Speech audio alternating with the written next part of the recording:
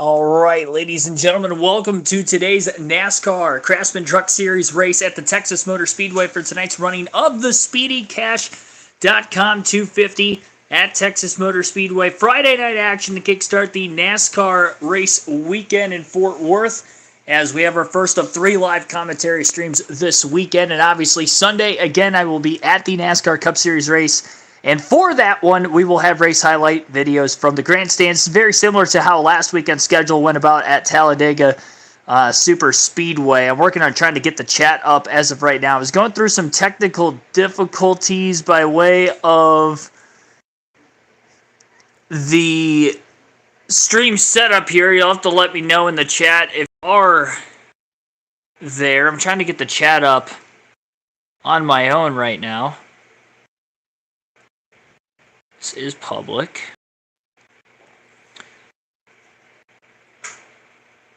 Bit of a different setup today. On the road, obviously, from the Talladega Super Speedway from last weekend. So just trying to make sure that everything is going good right now. Let me know if the mic is working properly.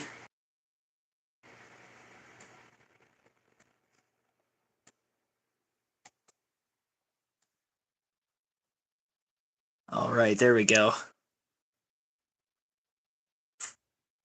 And I do have the chat up on the laptop side of things now, which it was not a couple seconds ago. So if anybody has entered the chat, you'll have to let me know. Streamcasting from my phone, this is a little bit different.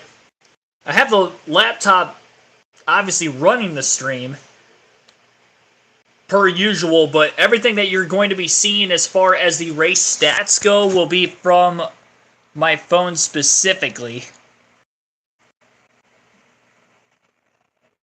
And I'll try to hide my icon as much as I possibly can. Camera will be turned off for the streams this weekend specifically. I wonder if I can get a different layout here. This is different. Yes, this is very different. Setting things up, not on the go. I've been kind of working with this all morning, from the late morning into the early afternoon, evening. We'll get this situated. I'll be more comfortable with where we're at the closer we get to tomorrow's streams, but tonight's kind of the test stream of which. Obviously, you guys are here because it's NASCAR Craftsman Truck Series race at the Texas Motor Speedway, specifically. I'm trying to see if I can enlarge the screen and make it easier for you guys to see what's going on. Wonder if I flip my screen to the side, if that will... No, that does not work. That does not work. I think I have to set the stream starts. We're doing the best we can with what we've got this weekend. I wanted to make sure I was going to give you the live commentary stream still. We'll go through the starting tonight's race, and then we'll get into the race itself here shortly, as the trucks are on the racetrack for the first time.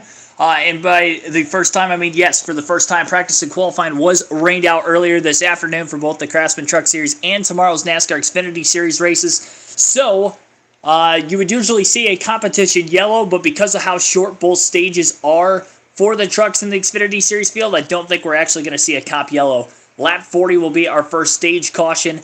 40 laps in Stage 2 will make up the final 87 laps in Stage number 3. Tyler Rankrum on the pole for this one. He had gotten his first win of the season just a couple weeks ago at Rockingham in the last Truck Series race. Again, trucks were off last weekend at Dega, so the most recent winner will be on the pole with the metric system based off of qualifying getting rained out. Daniel Hemrick will be on the front row, also a one-time winner this season, as he'll be starting in position number 2. In row number 3 will be Jake Garcia and current points leader Corey Heim. Grant Enfinger and Caden Honeycutt make up row number 3. Row 4 for Raja Caruth and Lane Riggs. Row 5, Chandler Smith, Jack Wood. And just outside the top 10, we've got Gio Ruggiero and Connor Mosack in row 6. Behind them, Nick Sanchez will be making a truck start, his first of the season for Spire Motorsports in the 07 entry. His teammate Andres Perez will be in row number 7 as well for Sanchez. Obviously, he is an Xfinity Series rookie and regular this year. Another Xfinity Series regular behind him, Brandon Jones, who obviously would be running Junior Motorsports on Saturdays. Here on this Friday night, going to be running for Tricon Garage. He'll start inside of row 8, Spencer Boyd to his outside. In row number 9 will be Bailey Curry and Nathan Bird. Carson Hocevar, only Cup regular in the truck field this weekend, will be deep in the field, or at least mid-pack, also an Aspire Motorsports entry. He will be driving the number 7 truck tonight alongside Dawson Sutton, making up row 10. In row number 11 will be Tony Breidinger and Matt Crafton. Stuart Friesen and Ty Majeski, a couple big guns for a potential race win today, will be starting back in row 12. Row 13 for Tanner Gray and Frankie Muniz. Luke Benhouse, Ben Rhodes in row number 14. Row 15 for Josh Ryu and Matt Mills. Cody Dennis and Stephen Parsons will round out the field, in 16. So 32 trucks here today. Nobody had to go home with qualifying getting rained out. And again, hopefully the mic is good to go. If you hear any thundering, there's a pretty big thunderstorm going on in the background. So audio-wise, hopefully everything should be good to go. Otherwise, just have to let me know in the chat. And I have basic cable for this weekend, so by way of me being able to commentate the race, it might be closer to what you guys are watching at home compared to usual with YouTube. YouTube itself will still have a slight delay, but it's not going to be quite as bad.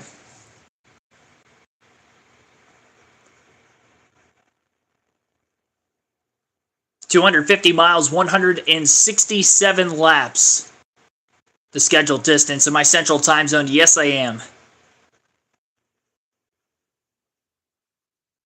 Yep. Central Time Zone. Matthew Dorter, Bruno, Wade, Mike H, Sid Vic, welcome to the stream, everybody.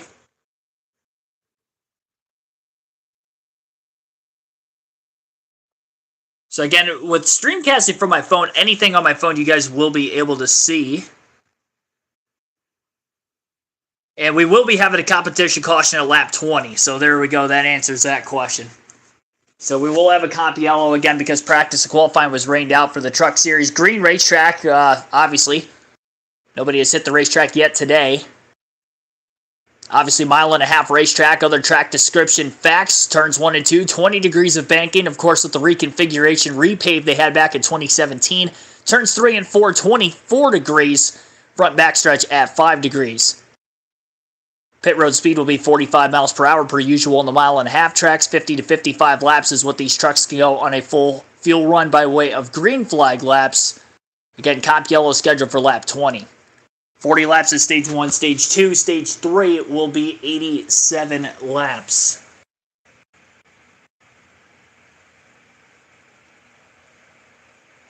Must be in Texas already. Yeah, I actually got to Texas Monday after the Dega race. I drove about 10.5 hours from that morning into the evening hours, staying in Houston for the week and then taking the drive up to Fort Worth area for Texas Motor Speedway on Sunday morning. So I'll be streaming from here for today, tomorrow. We'll have Cup Series practice and qualifying beginning at 11 Eastern, and then 2 p.m. Eastern tomorrow afternoon. The Xfinity Series, a part of our doubleheader. Troy the Great, thanks for tuning in. Thanks for housing me this week. Appreciate it.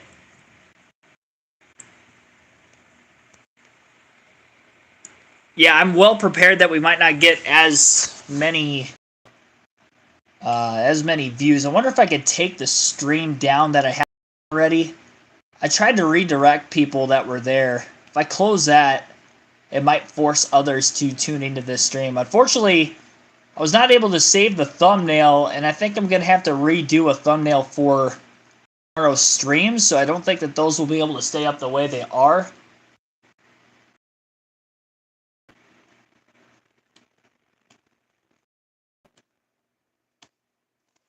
Pace truck is headed for pit road. Tyler Ankrum into the restart zone. Elects the inside line. He will be our initial starter for this evening. Green flag is in the air. Great launch for Ankrum. Easily clear into the second kink of the dog leg and down into turn 1. 3 wide to the inside goes Grant Enfinger for the second place position. Gets way loose into the middle. Shuffled out of line immediately and goes from the third starting spot to outside the top 10 by the time things get at least somewhat organized. Not really organized. They're 5 wide and still making contact down into turn 3. 7 truck of Carson Hocevar was barreling his way through and might have accidentally sideswiped his teammate of Andres Perez on the 77. Meanwhile, at the front of the pack, it's the 18 and the 13 pulling away.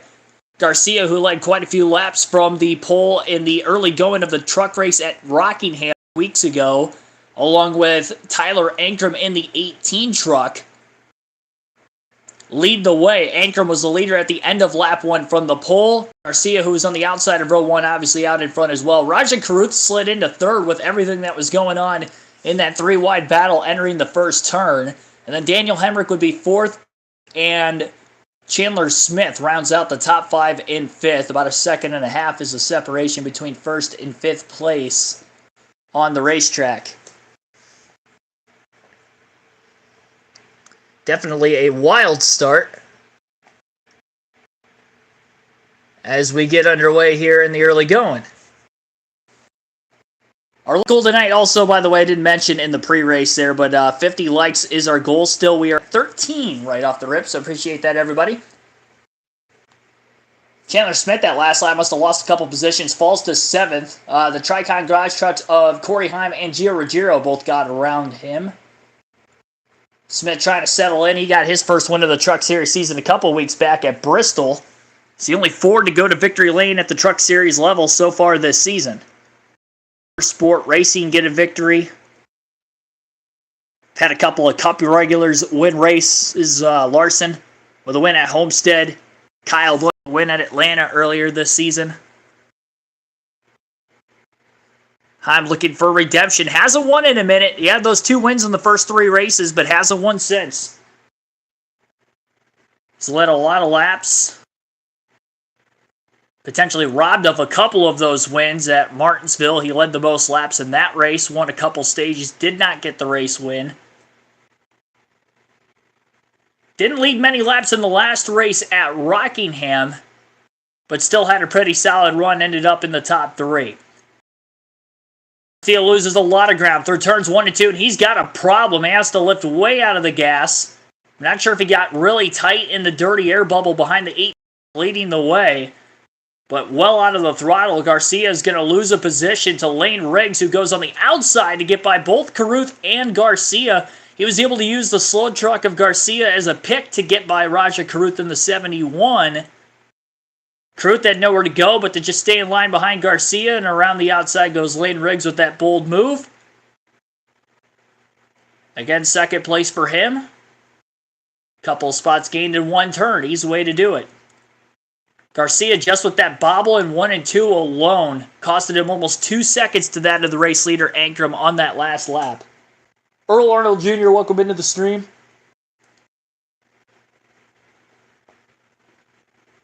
Stuart Friesen door-to-door with the 07 truck of Nick Sanchez.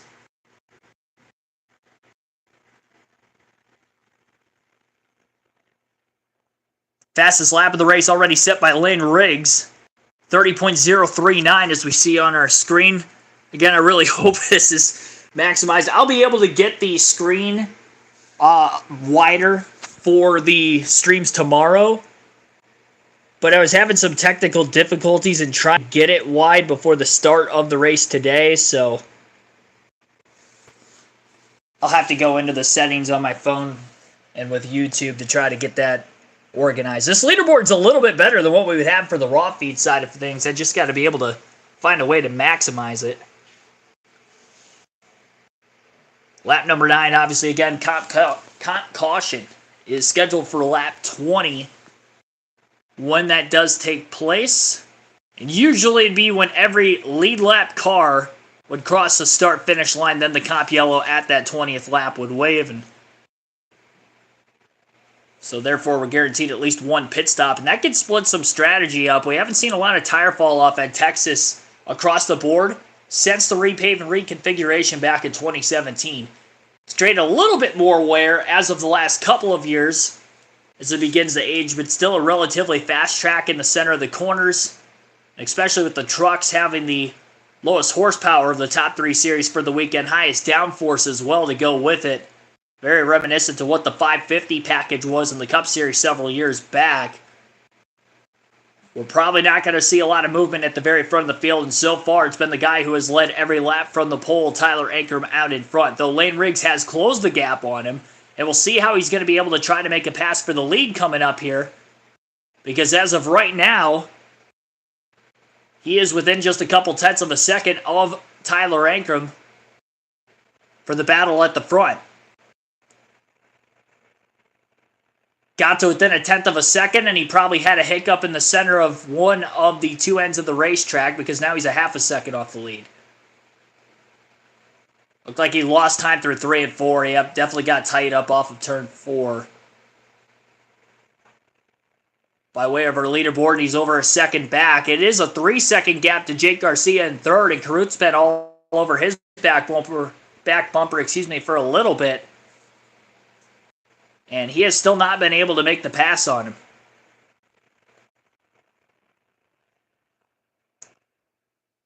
Carson Hocevar up 10 positions from the start of the race already. Again, he is the only Truck Cup regular in the truck field here today. He's up to 9th place. 14 spots gained for another driver who started deep in the pack, which is Ty Majeski. He's up to 10th.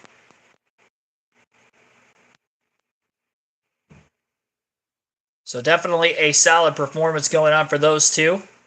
Ben Rhodes is up a dozen positions to 16th. 13 spots lost for Jack Wood. Grant Enfinger, who started third, is back 15 positions. He actually started in the 5th spot, tried to go 3 wide for second. And he's back to 20th. Oh, one fell swoop right from the opening lap. Tony Breidinger had some sort of an issue because she is a lap down in 32nd, last place currently. Probably had to make an unscheduled pit stop in the opening laps.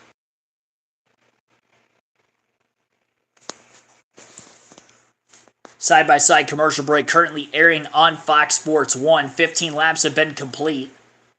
Well, bumper tag. Corey Heim might have gotten into the back of Raja Carruth off of turn 4. Held up a handful of trucks, all battling just inside the top 5. That battle is currently for 4th. And Heim is cleared for position up off of turn 2 on Carruth. Carruth is able to stay steady in front of the 17 of Gio Ruggiero. Caden Honeycutt, Chandler Smith also very close by. Into turn 1, Lane Riggs tried to go to the outside to make a pass in 1 and 2 for the lead. He slipped up the track. He lost several tenths of a second to Tyler Ankrum. You can tell he's backing out of the gas a little earlier on entry into 1 and trying to get him by the end of the next straightaway because he gave up a lot of time getting into that corner. Showing a replay of Gio Ruggiero clipping the grass on the second kink of the dog leg. Running in line behind Raja Carruth. We've seen that happen several times over the years here at Texas. Causing some incidents at times as well when that has happened, but at least for Gio Ruggiero, he only dropped back a spot in 6th and still 5 seconds off the lead. Within a tenth that last time by at the line for Lane Riggs. Still has the fastest lap of the race.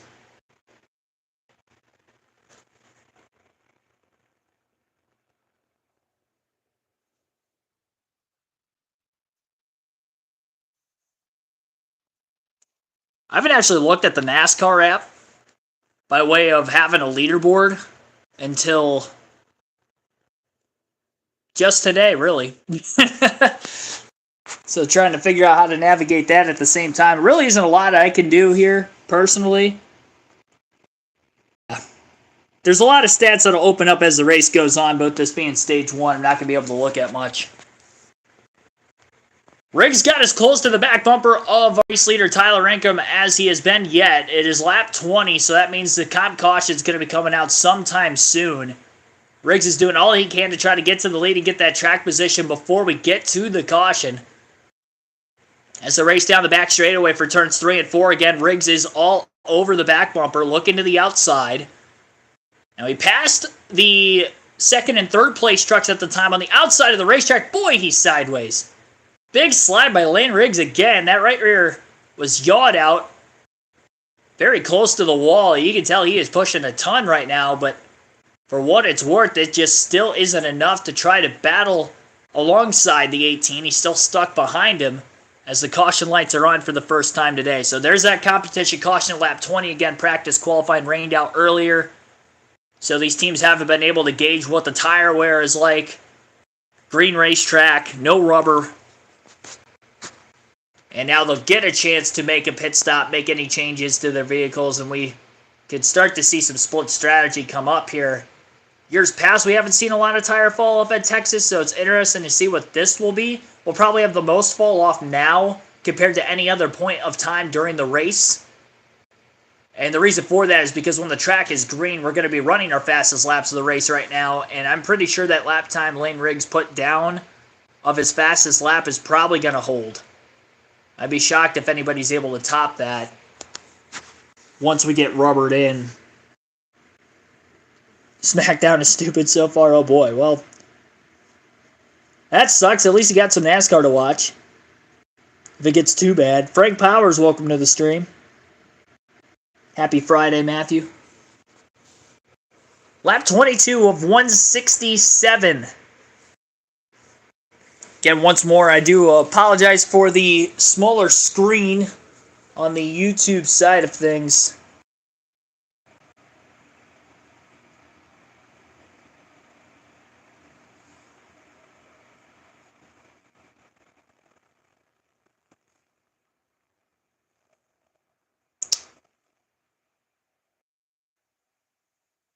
Yeah, I'm not really sure what to do here. Settings. That doesn't do anything.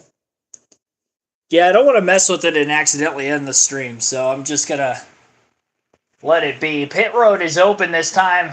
Only driver in the top 10 who pits is going to be the 38 of Chandler Smith. So Smith comes to pit road. Might as well. Really came down directly behind him, so he are in the pits further back in the field. Luke Fenhouse to make their first set change. It's going to give the ability for these drivers pitting right now to maybe take a chance and stay out during the stage caution and flip the field. So although they're not in a great position, points they now they can maybe stay out. There's enough of them. Maybe have a shot to score some big stage points at stage 2 and get themselves up toward the floor. Wait, ribs, there you go. Ribs in NASCAR. I think NASCAR. I'm not a huge rib person. I don't eat them very often. More of a, if I had a go-to meat, it was burgers for the longest time. It probably switched to chicken here sometime within the last handful of years. I probably eat more chicken than anything else, but I mean, you get a good old fresh patty off the grill. It's tough to beat in my eyes. So I do believe Chandler Smith was in 8th. And of everybody who hit pit road, it looks like they're going to be lining up from 16th on back. So Chandler only lost 8 positions with taking 4 fresh tires. I really don't think that that's going to hurt him. Hardly at all. If he doesn't get back in the top 10, sure, it might cost him a couple stage points, but he can ultimately stay out of the pits, take the lead, and knowing that his teammate Lane Riggs had the speed he did, hounding after Tyler Anker for the lead, you'd have to think that Chandler Smith's got something similar equipment-wise and might be able to contend going forward. So Tyler Ankrum is our race leader under the caution, comp yellow specifically. Lane Riggs is 2nd, Corey Heim 3rd, Jake Garcia 4th, Giovanni Ruggiero rounds out the top 5. Then you got Raja Kruth, Caden Honeycutt, Ty Majeski, Carson Hocevar will be the top 8 or 9 for this next restart.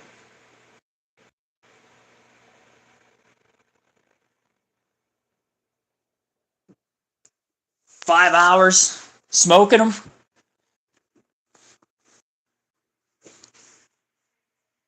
That's cool. 22 likes on the stream on our goal to get to 50. Thank you, everybody. More normal looking setup for the visual purposes on the channel tomorrow.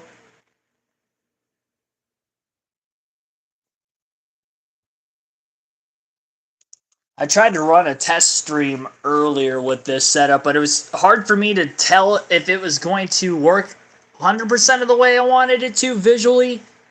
Because the practice and qualifying ended up getting rained out, I didn't have a leaderboard that I could go off of. So I was just trusting what it looked like from the phone side of things. So now I know I'm definitely going to have to widen it. And hopefully I'll be able to do so successfully for tomorrow. No camera again for this weekend's live commentary streams. That will be back the following weekend. When we go back to the usual setup next Friday. Actually, I think our first live commentary stream will be Saturday. I was check on my phone, but I can't do that because screen, so it's a little different. Looking at the chat on the laptop rather than my phone and things being like a complete 180 is way different. It takes some getting used to. Do the same thing for 2.5 years. We haven't done a live commentary stream on the go in a couple of years because last year all the live commentary streams were from the apartment or house, and I'm trying to think back to the last live commentary stream from a hotel area. I mean, it would have been the season before that. We did select truck and Xfinity races, but it was mostly Cup. The only one I can remember is Portland 2 years ago for the Xfinity Series. That's the only race I can remember ever doing a live commentary, not from the comfort of my own home. Green flag is back in the air on the restart, and it is Lane Riggs who has the nose out in front of Tyler Ankrum. Despite Ankrum being the control truck, they are still side by side for the lead down the back straightaway. And drag racing for turn 3, Ankrum trying to win the battle, oh so close to clearing in the middle of 3 and 4. Riggs with the side draft is able to pull back past, and now he's got the momentum off the high side on the exit of turn 4, and is narrowly clear until the side draft on the left corner panel comes right back by way of Tyler Ankrum. Launching his way through to the lead is going to be Riggs. Big off-throttle time for Tyler Ankrum. He couldn't hold that tight bottom lane of the racetrack, and now he's blocking for his life for second, while Riggs is out clear for the lead, our first lead change of the night. Ankrum around the bottom of the racetrack is trying to hold serve for second. He's got Jake Garcia to his outside, and the current points leader, Corey Heim, right there behind him. Heim following the outside of Jake Garcia, going to maybe try to bump second, and then Heim have a chance to take third in 1 and 2. That is exactly what happens. And Corey not quite clear off of turn 2 for that third place position. Now he is, and he'll throw a half block down the back straightaway. Ankrum finally able to get up in line to that outside, cut off whatever run time Majeski behind him might have had, and hanging on for fourth. So Ankrum, who is leading on the race after about 3 laps, falls back 3 spots to 4th place. So your new top 5 with now 12 laps to go in stage 1 would be Lane Riggs in the lead, half a second back for Jake Garcia in second, 0.6 back for the third place truck of Corey Heim, 1.1 seconds off the lead at 4th, and Ty Majeski's 1.3 seconds off the lead in 5th. And now Majeski actually simultaneously looks to the inside, slight wiggle, he's getting held on a tight line by Ankrum. Ankrum's not giving up a lot of room. Just enough for Majeski to try to make this clean pass, though.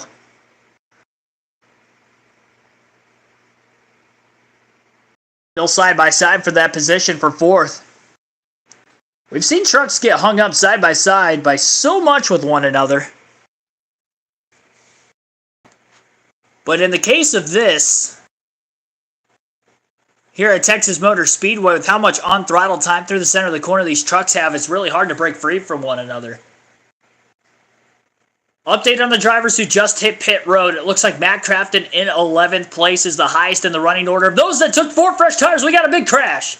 Turn 1, I believe, and Giro is involved. We've got a tire rolling on the outside of the racetrack. Caden Honeycutt with a big hit there as well. I wonder if the brakes were maybe gone on the 17 as he pounds the inside wall well after the crash. That was a massive impact. We didn't see the live impact for those of you watching on Fox Sports 1 Live, but it was a massive hit because there's severe damage to at least 3 race trucks. It looked like there were definitely more than that involved. And that right front tire came from the one of Brandon Jones. Oh my goodness, what a hit for Gio Ruggiero. Head on into the outside wall. It looked like Brandon Jones was pinned to his outside. Rear wheels coming up off the ground for Ruggiero before slamming back down on all four. It looked like somebody clipped the grass on the inside of that second kink, very similar to what we saw from Ruggiero earlier when he did it running in line behind Carruth, but this time a truck to his outside, and he slams the wall a ton. You can't really hit any harder than that here at Texas Motor Speedway. We've seen some hard crashes here in recent years. This has really turned into one of the faster, if not the fastest, mile-and-a-half racetrack because you're not off the gas for very long. This track has a ton of grip, making for the mid-corner speeds to be as fast as they are, but they weren't even to the middle of the corner by the time of that crash. Bama and Philippines, welcome to the stream. How'd Carruth drop from 4th to 10th? Must have just been a bad restart. I'm not sure exactly what happened to him there. On that restart specifically. But yeah, that was a big hit. Hopefully everybody's okay. Had an injury last week in Talladega in the NASCAR Xfinity Series race. That ended up taking place on the final lap of that event. Unfortunately for Connor Zilich, lower back injury. Kind of a similar crash where he hits hard head on. Back of the car comes up off the ground, slams on all four, or slams on the rear tire specifically, but all absorption for the driver in the cockpit. Compressing whatever vertebrae were hurting for him. And Zilich will not be racing the NASCAR Xfinity Series race tomorrow due to those lower back injuries. I haven't seen any major updates as far as what the exact medical diagnosis is, but we know it's a lower back injury for Zilich, and again, he is out of the race for tomorrow in the NASCAR Xfinity Series. So the 88 car will be wielded by Kyle Larson in replacement.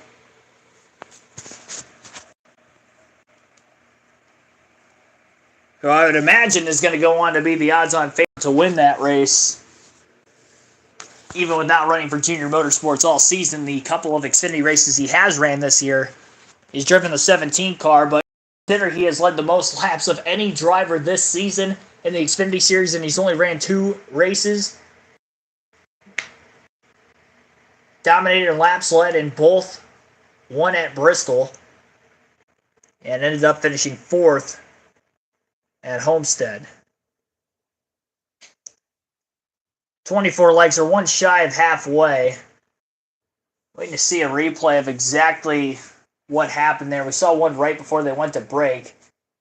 I'd imagine somebody clipped the grass because the splitter looked like it broke. And I would imagine it was Gio Ruggiero who hit the grass once again. Okay, so they're showing the replay. Ruggiero in the 17 clips the grass, splitter digs in, and then he goes straight up the racetrack into the wall. Kane Honeycutt, an innocent bystander who happened to be on the outside of Ruggiero when that had happened. And then the one truck of Brandon Jones was immediately on the outside behind Honeycutt, and he piled in as well. So that's where the 3 trucks that were severely involved in the incident and all took big hits there.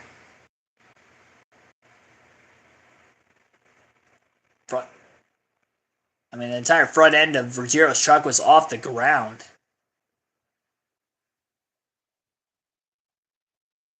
Fire underneath the 45 after the initial impact. Big time hit.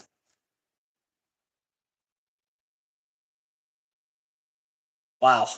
Wild shots on the camera side of things there for FS1. Pit road is open with 7 laps to go following the caution late in stage 1. Our second yellow of the day following the competition caution.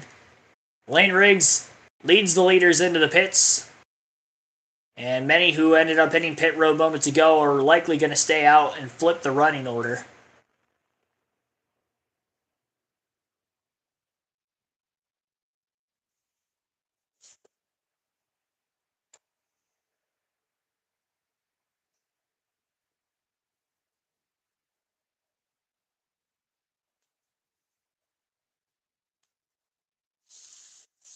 Race is going to be won off a pit road by Cody Dennison, who goes fuel only.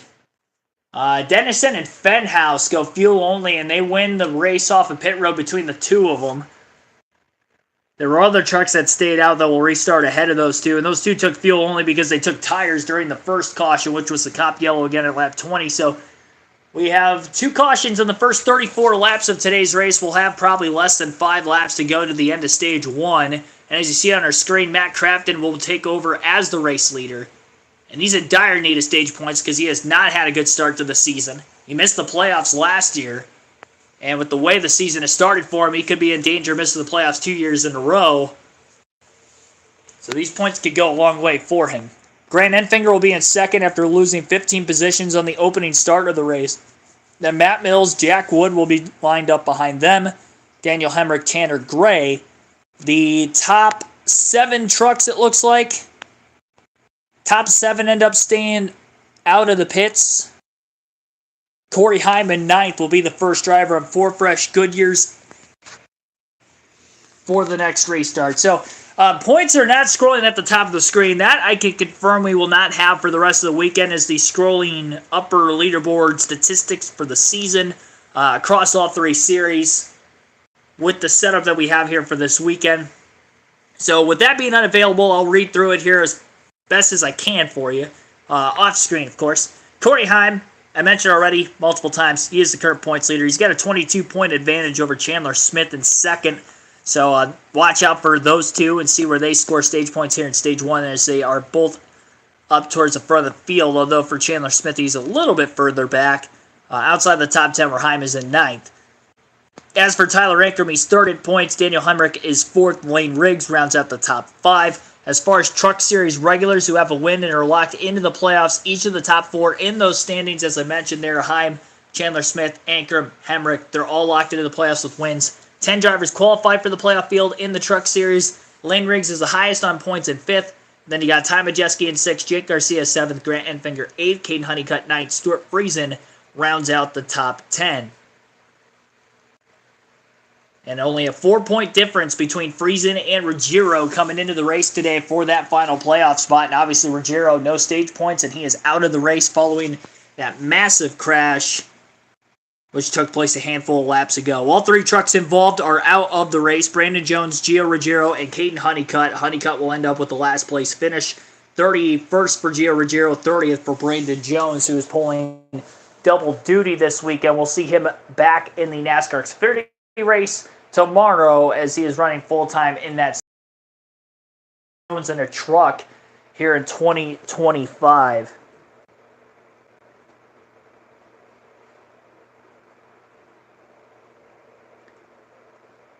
Ruben Toppa, welcome to the stream.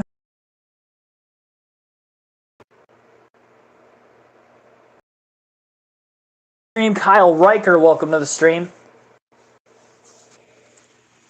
And again, I'm not sure visually what you guys have, how big or small the screen is on your end for the live leaderboard. Tried something a little different, and I figured what better way to try something different than to do it while I'm on the road and not in the usual setup. Because it was already going to be a little bit different as it is for me personally, so if I'm able to find a way to maximize the screen size for the streams tomorrow, which I plan on doing, we might have this going forward. And the stream link wasn't working for me initially, so that's why there was another stream up at the start. For those of you just tuning in and wondering what happened to that and why the thumbnail is non-existent anymore, that would be why. Green flag is back in the air, meanwhile, here with 3 laps to go. Crafton, who was the leader on the restart, not going to be able to hold on to it on the outside lane of road number 1. He's going to get beat by 2 trucks, in fact, on the bottom, Enfinger and Matt Mills. Another truck to the inside of Crafton as well, trying to take over 3rd. That would be Daniel Hemrick in the 19. He's not able to do that. Crafton with a power move to the outside through 3 of 4, trying to get back by Mills for 2nd.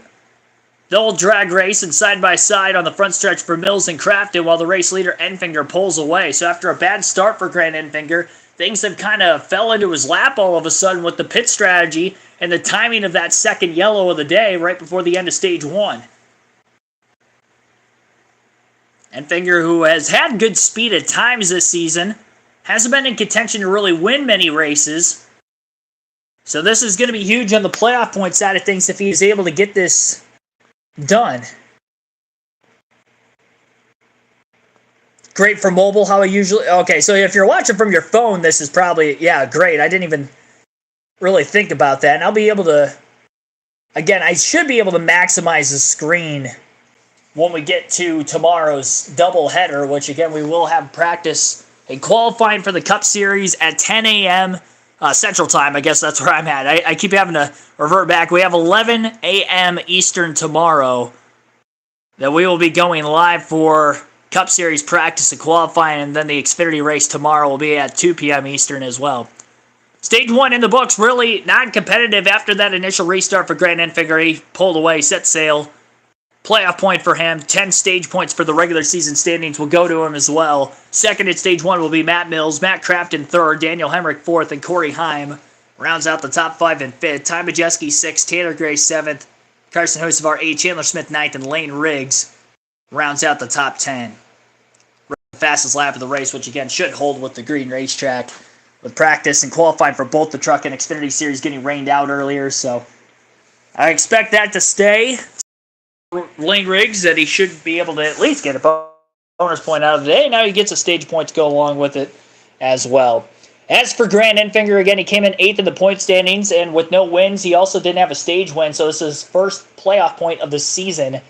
He did make the championship for a year ago, so he's definitely going to get into the tonight's race, and then the next race will be halfway through the Truck Series out of 25 races total. But again, only 18 to qualify for the 10-driver playoff field. As stage 1 concludes, we'll take our first break of the race. You're listening live on KRC to the SpeedyCash.com 250 right here in Texas.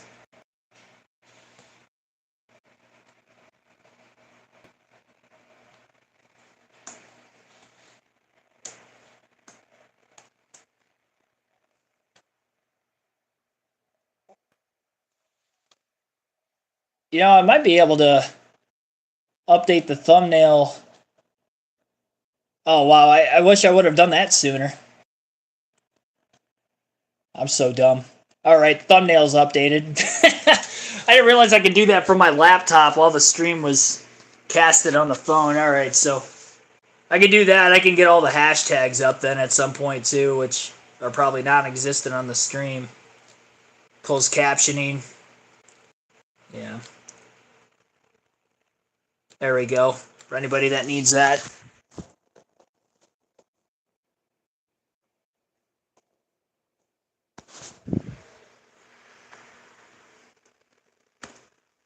This is a test stream and a real stream at the same time.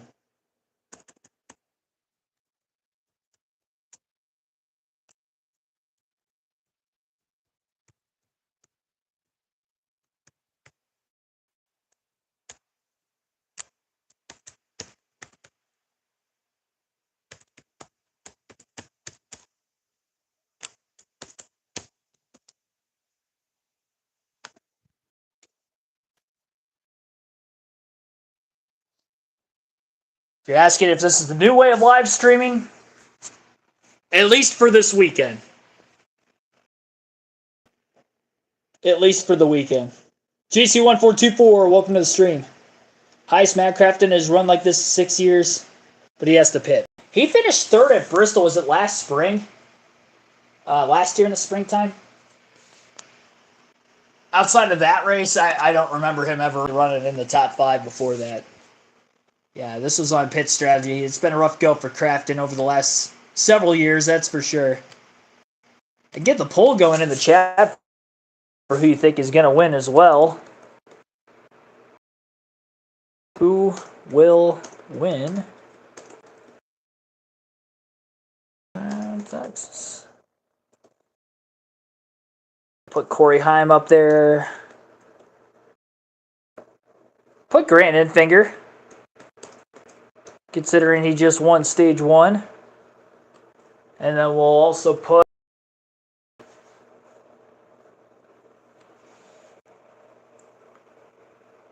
Lane rigs look quick in the first stage, so I'll put lane rigs also. All right, that pulls up. I'll close that at the end of, usually it's at the end of stage 2, but I'm not going to be able to do end of stage 2 for today. No diecast showing for the end of stage 2 today either. I'll try to find a way to get that in for tomorrow. I do have 2 diecasts that I bought when so I do have 2 diecasts with me. So diecast showing, but with only having 2, I'll just wait till tomorrow's streams. And doubleheader tomorrow on the channel. Tanner Gray coming into the pits. Got a coming in as well. Nobody that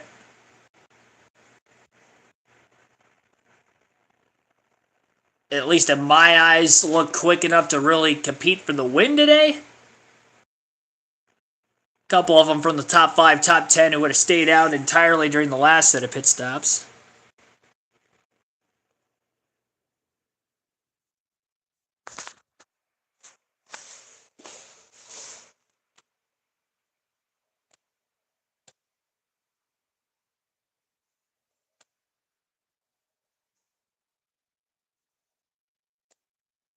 Up to 28 likes on the stream.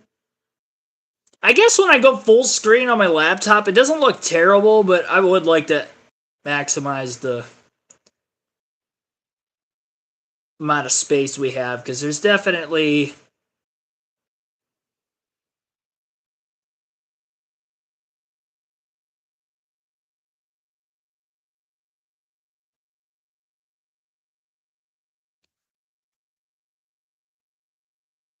wanted to show diecast, could just take pictures and add them to your sources. I usually just show them on the camera during the streams at the end of stage 2, but I can turn the camera on this. I'm just choosing not to with the setup I have in here specifically.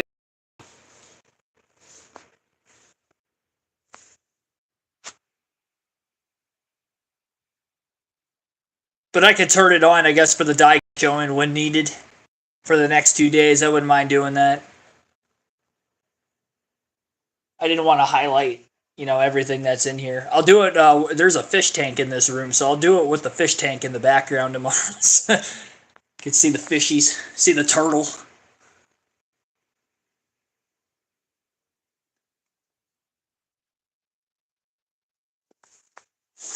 Oh boy, I gotta get up.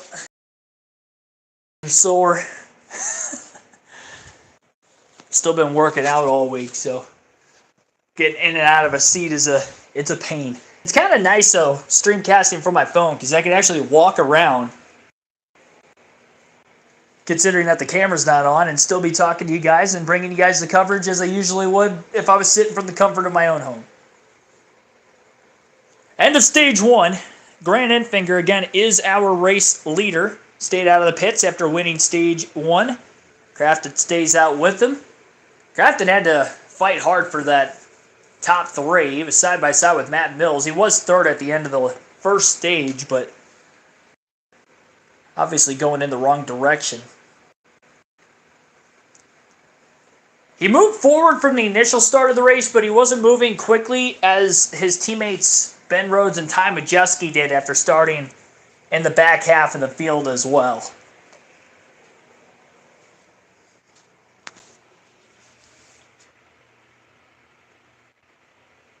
$31 likes. Goal of 50. Again, thank you all for tuning in for tonight's impromptu. Well, I wouldn't say impromptu. It was scheduled all week that we were going to be doing this, but I wouldn't say everything went 100% according to plan from the start. Also have my phone in do not disturb mode, so that way no notifications that I get are going to be on the screen as well. I realized that at the last second. I don't really check my phone much during the course of these streams anyway. So again, live commentary for tomorrow, doubleheader. I know I mentioned it a lot with this stream, but just with the way that this stream went up tonight, just letting you guys know. 11 a.m. Eastern again tomorrow, Cup practice and qualifying. be telecasted on Amazon Prime Video. CW carrying the Xfinity Series races, as always. And we'll be live for that at 2 p.m. Eastern tomorrow afternoon as well. Race highlight videos from the grandstands uploaded anytime on race day Sunday. I'd like to be able to upload them from the track as I was doing through the first couple stages at Talladega last week. Again, kind of testing that out too.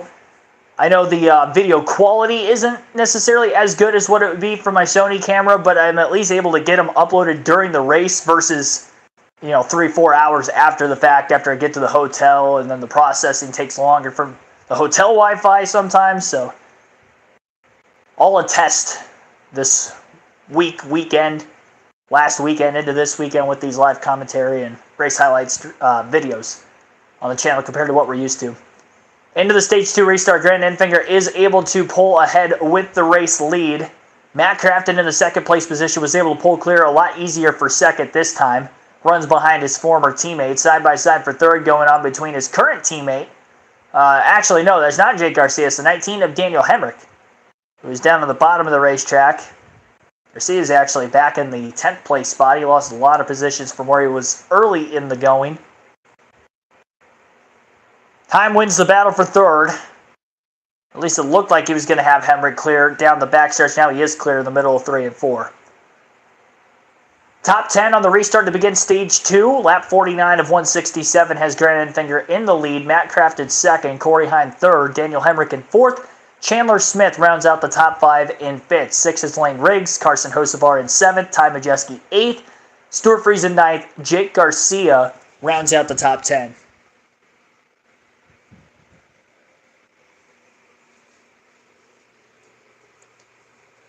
50 laps in the books. We're still in the first third of the race, but we're in Stage 2. Again, the first 2 stages, each only 40 laps. Second half of this race, all taking place during Stage 3. 87 laps, a little more than half of the race. So we've got a battle. Heim made very quick work of Matt Crafton after pulling past Daniel Hemrick for third a couple laps ago. He's quickly now all over the back of Enfinger's race truck. Back on the white line, nose to tail through 3 and 4. As a complete lap 51, Enfinger leads another one. So we've had a few different leaders by way of how the pit strategy has worked itself out today. Corey Heim trying to be the next one. Wider entry into the corner, slightly lower than the 9 truck through the center of 1 and 2, and gets to the end. Further back, we have a spin. Caution is out. Lane Riggs in the 30th round. Not sure what happened, but one of the faster trucks in the field has gone for a slide. The Aaron's Dream Machine for the Truck Series this weekend, Lane Riggs. Spins in turns 1 and 2, brings out our 4th caution of the race, our 2nd for incident, and our 1st for incident in stage number 2. He was side by side with Ty Majeski. He just a bit. The 98 was holding them tightly. Door-to-door contact at around 1 to 34 once he lost the side force of the race truck. So, lazy spin. A little bit of contact with Majeski. Both the 98 and the 34 should be able to continue no problem. And luckily for Riggs, he somehow kept it off the wall. I don't know how he was able to get that truck to slow down to a complete stop before getting into the wall. Because usually we see a lot of drivers back it in that scenario. And same for the truck to their outside. So very fortunate for both Majeski and Riggs that they're going to be able to live to fight another lap. On our leaderboard, it's showing that Corey Heim is the leader at the time of the caution, but at the time of the spin in general, it was definitely Grant Enfinger who was out in front. And I wonder if NASCAR had a delayed caution there, which results in getting to the lead. He definitely had momentum on Enfinger. He had just gotten to the inside of him off turn 2. The spin behind them took place in turn 2. And I don't know if NASCAR threw caution until they were already in turn 3, and by that point Corey Heim would have been out in front. So that might be why Corey Heim has scored the leader on our timing and scoring. That updates every time the race leader gets to the start-finish line for the start of the next lap.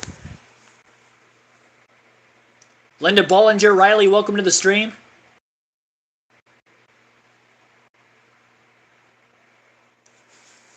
$16 likes away from our goal of 50. Thank you for that, everybody.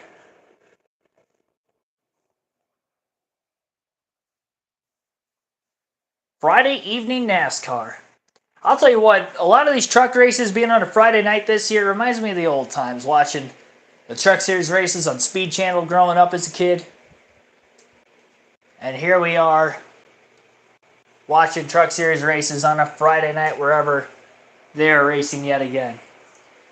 The last couple seasons, really every season since the pandemic year of 2020, they've been combining these Truck Series races with the same race day as the Xfinity Series, which is cool if you're at the track Saturday and Sunday because, you know, if you can't get there on Friday, you might miss the truck race otherwise, but then you can see two races in the same day with one ticket.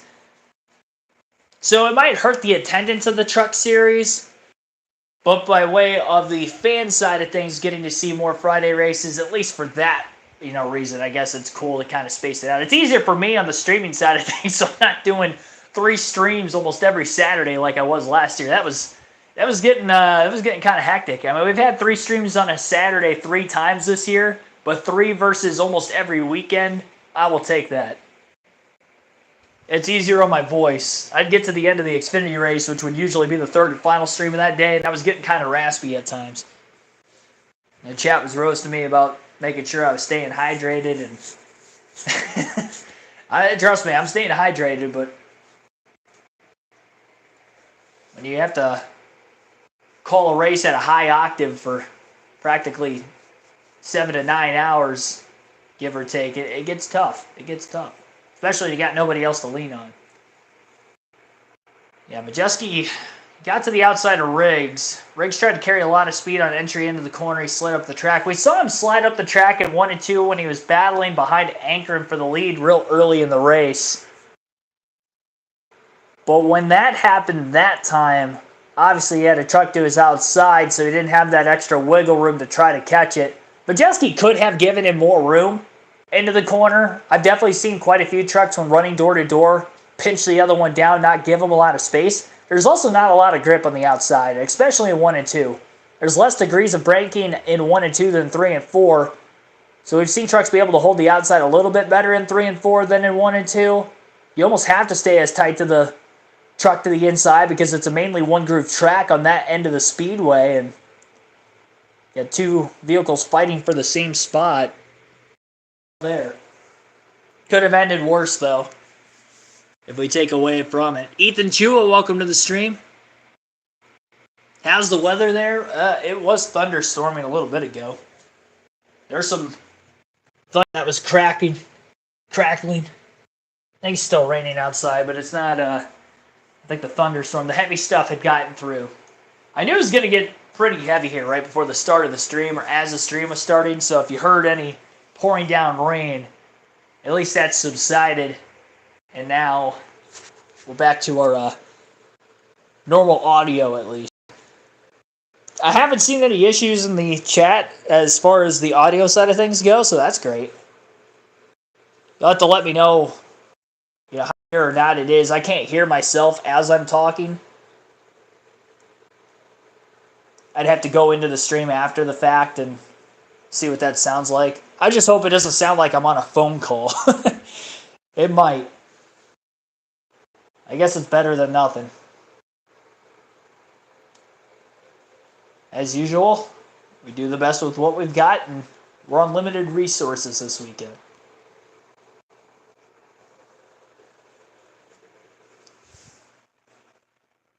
Texas Motor Speedway, yes it is. Pace truck is on pit road. Corey Heim will be the control truck. He elects the inside. We've seen a lot of inside lane choosing by the race leader today in this truck race. And more on speed. 3 wide to the outside goes Nick Sanchez in the 07 in the first turn. That's not going to work out well for him. Perez tried to guide his way into the middle. An over-aggressive move is going to cost him. He'll back it into the fence in turns 1 and 2. And the caution lights are out again. That got ugly quick. Sanchez tried to go to the outside 3 wide. And as he was dropping back in the first turn, Perez tried to get his truck 3 wide middle. He washed up into Sanchez. Around he went. It was very similar contact door-to-door as what we saw from the incident beforehand, but unfortunately for Perez, he backed into the wall where Lane Riggs, the caution before that, was able to pretty much keep his truck clean. Perez is not going to be able to continue with the damage to the back of his vehicle there. And if he does, he's going to be well off the pace. The only 3 trucks out so far was that gnarly 3-truck incident back at stage 1 that involved Jones, Ruggiero, and Honeycutt.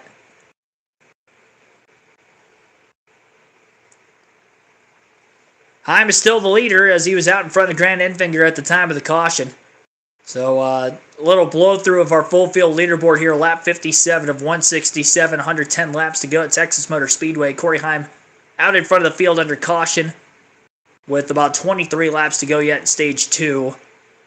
Grant Enfinger is in second, Daniel Hemrick third, Matt Crafton in fourth, Chandler Smith fifth, Stuart Friesen sixth, Jake Garcia seventh, Dawson Sutton 8th, Ben Rhodes 9th, Bailey Curry rounds out the top 10. Then you got Nick Sanchez at 11th, Raja Carew 12th, Tanner Gray 13th, Matt Mills 14th, Tyler Rankin 15th, Stephen Parsons 16th, Luke Fenhouse 17th, Jack Wood 18th, Nathan Bird 19th, Frankie Muniz is 20th, Connor Mosak 21st, Lane Riggs 22nd, Tony Breidinger 23rd, Ty Majeski 24th, Spencer Boyd 25th, Cody Dennison 26th, Carson Hosevar 27th, Josh Reum is 28th, Andres Perez, who just crashed, is 29th, Brandon Jones, Gio Ruggiero, Caden Honeycutt, all out of the race, 30th, 31st, and 32nd. This is our 5th caution. We have seen 4 lead changes so far in this event.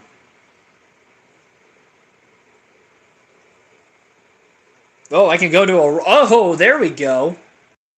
How about this? I didn't know I could go to a separate raw feed. Let me know, do you guys like the other leaderboard, or do you like this one better?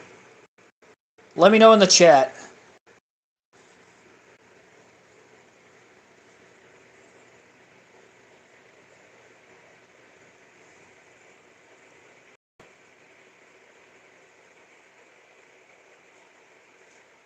You have to let me know in the chat what leaderboard do you like better. I didn't realize that I could do a raw feed on the mobile app.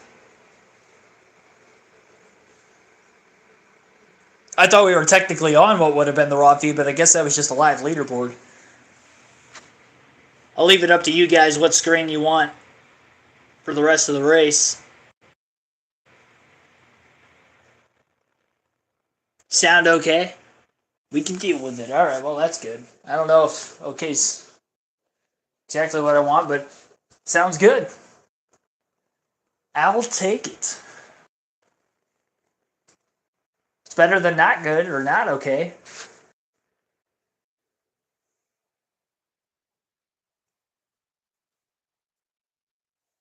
And do you guys like this leaderboard or this one?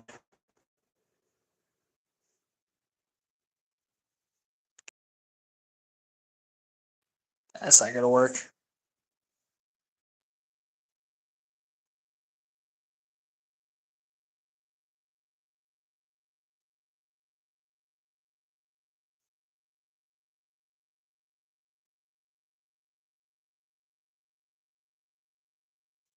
It's all new. All new to the channel. New for me as well. You guys probably know more about the NASCAR mobile app than I do during the course of the race. I'm never looking at it. I'm not on my phone. Yeah, replay the incident again. Sanchez is 3 wide outside. Perez underneath him. Just slid up into him. Lost it. 2 Spire Motorsport teammates. That's the tough part of that. Unfortunately for Perez, he's the one running full-time for points in the Truck Series where Sanchez is not.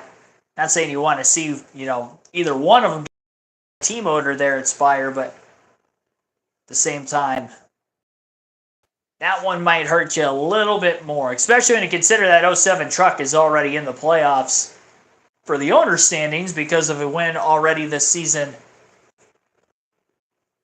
with Kyle Larson. And I believe Kyle Busch won in the 07 truck as well. Was he in the 7 or was he in the 07?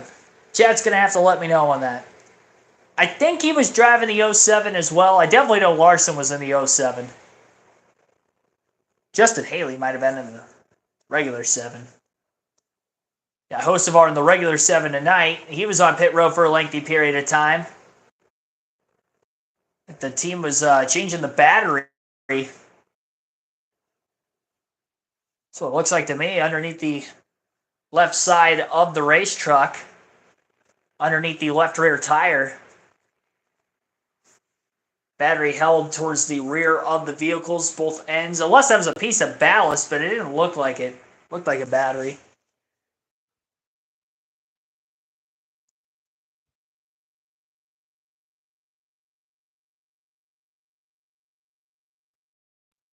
I don't see anything in the chat as far as leaderboard. I'll leave the original one on. If you guys want me to try to change it, I will. Again, with it not being maximized on things that aren't being viewed mobilely on the channel this evening, probably doesn't matter, but here we go. Green flag back in the air again. Second half of stage 2 continues. Corey Heim blocking Daniel Hemrick into the first turn. He was getting pushed by the 38 truck. The 38 goes a little bit wide. Not as wide as a couple trucks behind him. Boy, Nick Sanchez 3 wide middle. Now he's 4 wide towards the middle. After contact that happened just around him on the restart, he continues to lose positions. Everybody's still going for it, and they're still 3 wide into turn 3, middle of the pack. Josh Reum, Tanner Gray, door to door. Corey Heim leads the opening lap following the restart. We currently have 18 laps to go in stage 2. And just over 100 laps to go total in tonight's race. Heim out in front of the restart. Side by side for second though now between Enfinger and Hemrick. Hemrick on the inside, Enfinger on the outside. 38 of Chandler Smith and fourth just behind them. Trying to close the gap. Or at least wait for a spot to open up so that he can try to go side by side for third. Oh, another spin again. It's Lane Riggs, and he just got the front end of his truck tore up. Sliding through the wet grass in the middle of the front stretch, and the splitter dug in. And that is going to be the end of the night for Riggs. Second spin he's been involved in both times here at stage 2. And this time his truck is demolished. Another one that he pretty much had saved had the splitter not dug in, and initially it didn't dig in. But then as he slid into the grass the second time, plowed it.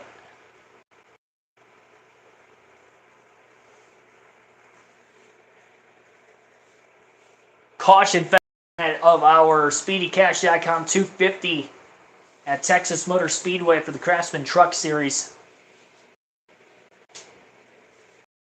Already middle to back of the pack after the spin he had earlier in this second stage. We haven't had many green flag laps in stage 2, so he hasn't had a lot of time to try to make up all those positions lost earlier on. 6 cautions already in our first 64 laps of this race. 2 of them were not for incident, which would have been the stage caution at lap 40, and then the competition caution at lap 20, but 4 incidences. We're guaranteed at least 1 more yellow at lap 80 for the stage 2 end, not to mention anything that might come before or after. I don't think we've had more than 2 or 3 green flag laps at the very most in stage 2, and we're already lap 25 and counting this time by. My, oh my, oh my.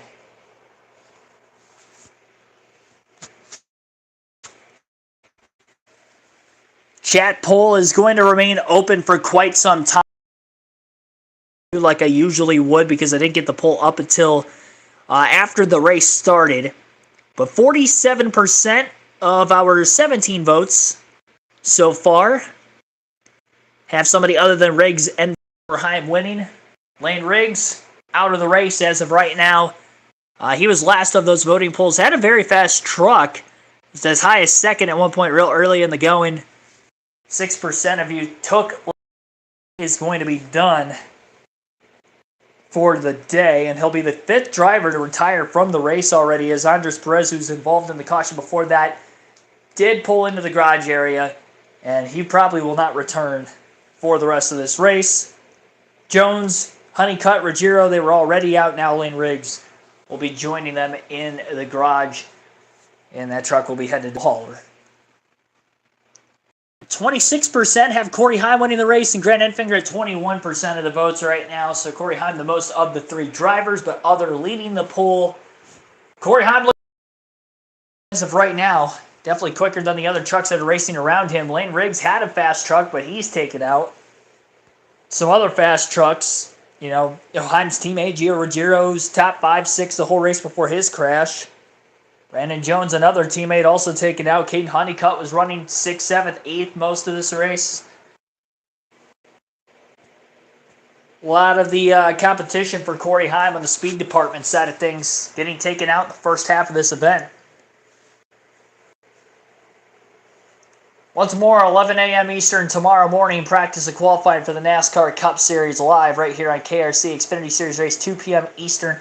And as far as our Cup Series racing action on the channel here on KRC goes, Sunday, I will be at the race. So Cup racing, we will not be live streaming for the second consecutive week. And actually, really, the third consecutive week when you consider they were off on Easter Sunday for the Cup Series. The spin from Lane Riggs this time, they keep showing the replay over and over again. He was 3 wide in the first kink of the dog leg off of turn 4. He was on the bottom of it. Luke Fenhouse was in the middle. And both he and Fenhouse had made a slight deal of contact, and around Riggs went. Fenhouse continues on. Just looked like those trucks ran out of room. I don't really think anybody did one thing wrong over another. 3 in the front stretch. At Texas, it's fast, it's tight, it's narrow.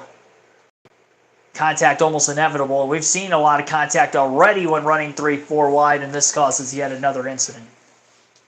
Restarts have been insane so far tonight, I will say that much.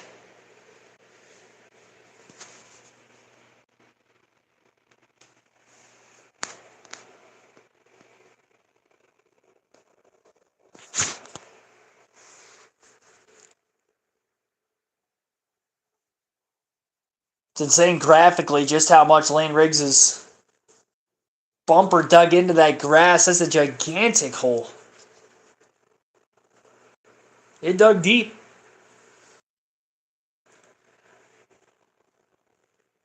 There's some powered equipment out there that can't dig it that deep. Sorry if the phone keeps flipping, by the way. I was not trying to do that on a consistent basis. If that is bothering you. It's not on purpose. I keep my hands steady. Scared to set the phone down. I've been holding it this whole time. So I do want the audio to be as good as possible.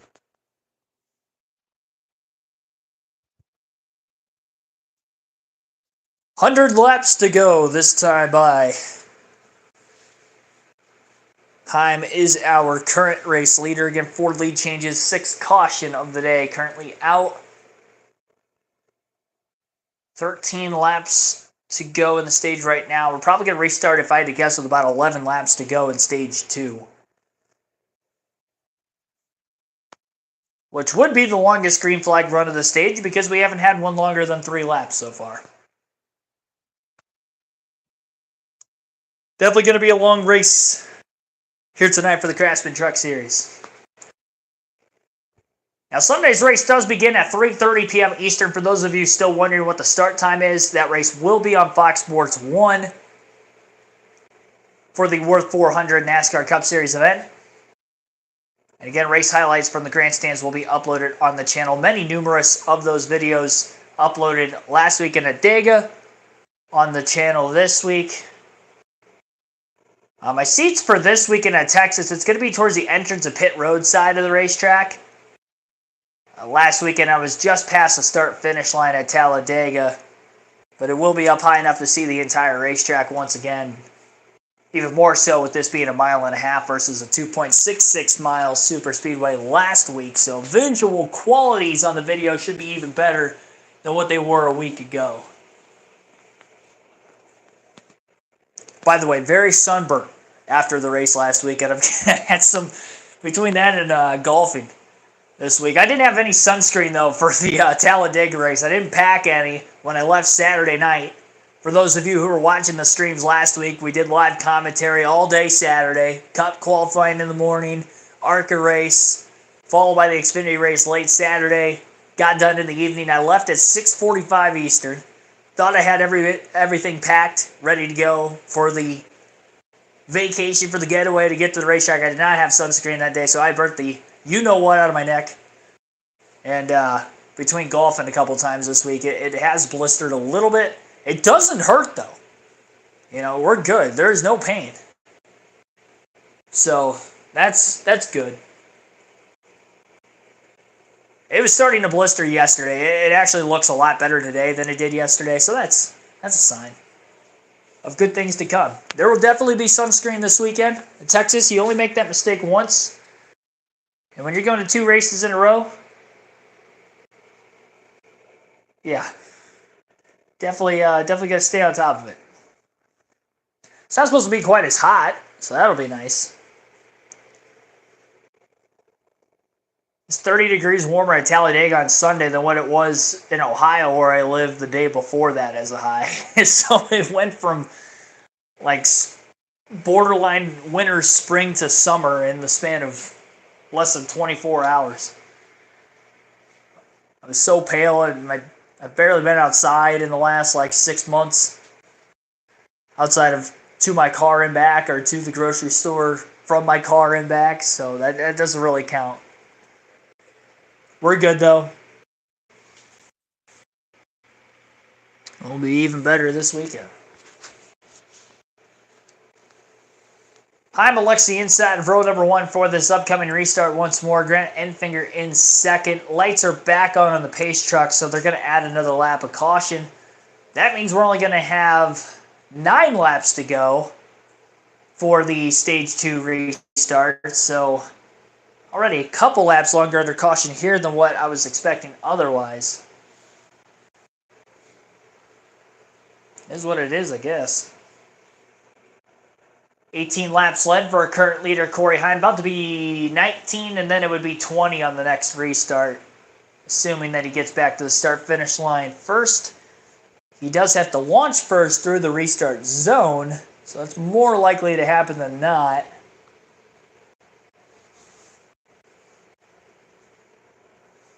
Chandler Smith up to 4th after starting 9th.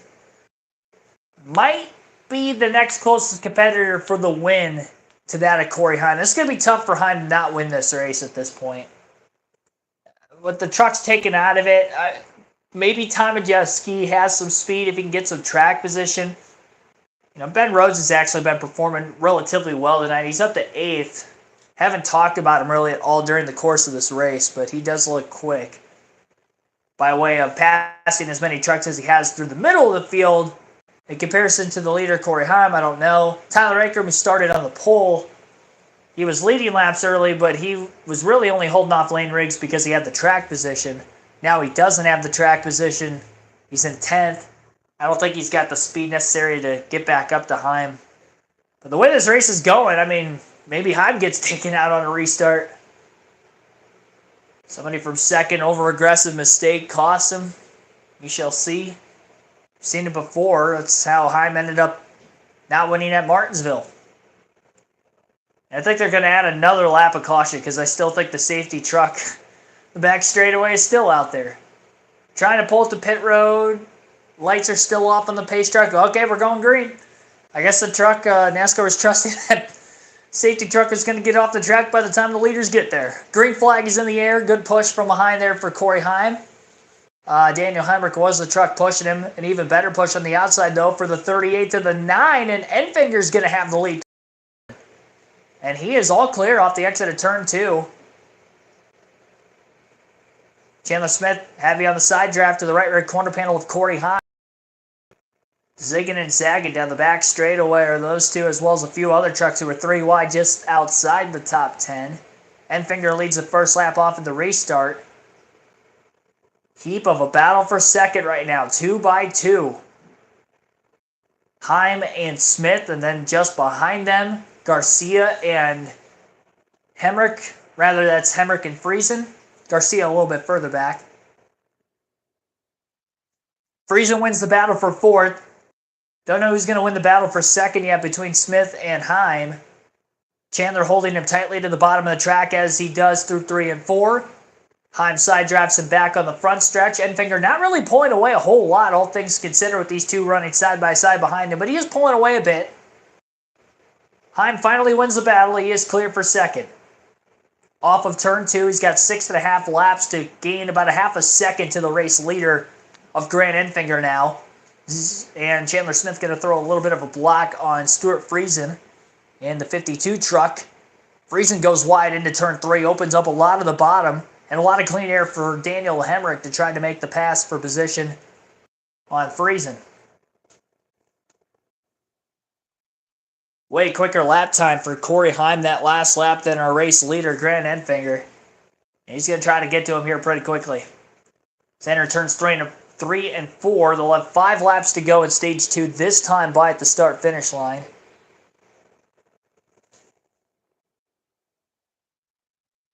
Searching for speed to the outside lane is Garcia, just off of the battle in front. Ben Rhodes as well in 6th.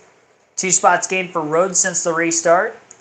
Wider entry for Corey Heim in 1 and 2. That's how he got to the lead right before the lane rigs caution earlier in the stage. And here he goes to get it right back. A few laps after the race start, he's all clear. Chandler Smith was playing a very close... what I was trying to say there, he was very close to the back of Corey Heim when Heim had made the move on Enfinger for the lead. Chandler wasn't able to get to the inside of Enfinger, though, as quickly. And you can definitely tell Enfinger's truck seems to be really tight, especially in 1 and 2. He just can't wrap the bottom quite as well as Corey Heim and some of the other trucks here at the front of the pack. And now that he's lost the clean air, it's going to be even harder for him to do so than what he would have been even from the lead. And if he was struggling from the lead, it's only going to get worse now. Pass for second was made through turns 3 and 4. On the entry into the corner, Chandler Smith was clear. Enfinger falls to third. Doesn't want to lose too many spots here with stage points being paid out in a couple of laps. Final stage point would go to Matt Crafton as of right now as he hangs on in front of Raja Caruth in the 71. 7 to Carson Hocevar after making the battery changes up to 12th. Maybe he has something for Corey Heim if he can get track position. Passed a lot of trucks in the middle of the pack so far today, but hasn't really been in contention for the lead yet. 2 to go, stage 2. And the lead is about 1.5 seconds right now for Corey Heim over Chandler Smith.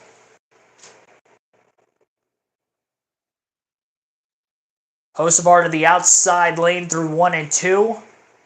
On his teammate, Raja Caruth, he'll look to the bottom. Caruth crowds him a little bit on the back stretch. Now widens out his corner entry into 3. Hocevar in the dirty air at the 88 of Matt Crafton on the bottom lane right in front of him. Can't pull clear the 71 with that being the case. Hocevar obviously not running for points like Crafton and Caruth are in that battle for 10th. But still trying to get as much track position as he can before the pit stops at the end of stage 2. Trying to better himself for the beginning of stage 3 after those pit stops take place. As for stage 2, Corey Heim will be our stage 2 winner tonight. Chandler Smith in second. Grant Enfinger does hold on for third. Daniel Hemrick in fourth. Stuart Friesen 5th. 6th for Ben Rhodes. Jake Garcia 7th. Tyler Ankrum in 8th. Ty Majeski 9th. And Raja Caruth actually did make a pass, I believe, on Matt Crafton for that final stage spot in 10th. So that is going to finish out stage 2. Playoff point, 10 regular season points go to our current points leader, Corey Heim, and Chandler Smith, who was just 22 points behind him entering the night, ends up second in the stage there. Jacob NASCAR, welcome to the stream.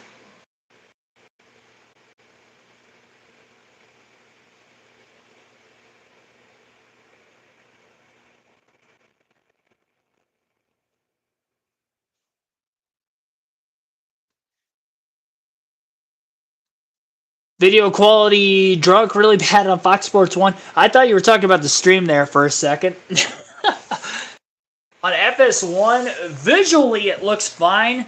It does seem like on the leaderboard that they show on the left side of the screen on Fox Sports 1, it seems to me that for whatever reason, they're not showing the intervals between first and second as much as they are the mile per hour speeds as the lap is going on.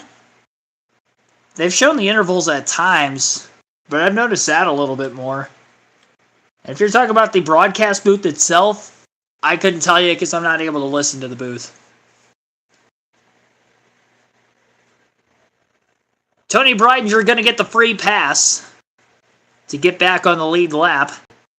She fell off the lead lap real early in the race.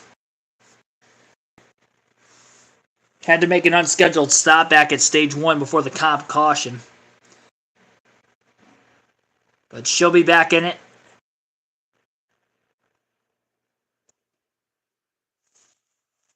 Again, stage 2 has just ended.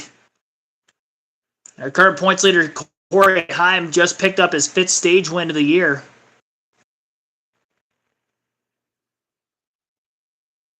Heim came into this weekend with the most laps led in the Truck Series. The most, second most top 5 is only behind Tyler Ankrum, who actually has 5 to Heim's 4. Most wins, though, 2 of them.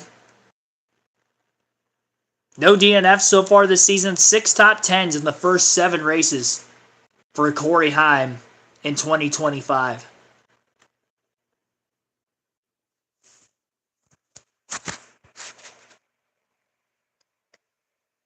So the stage of the race.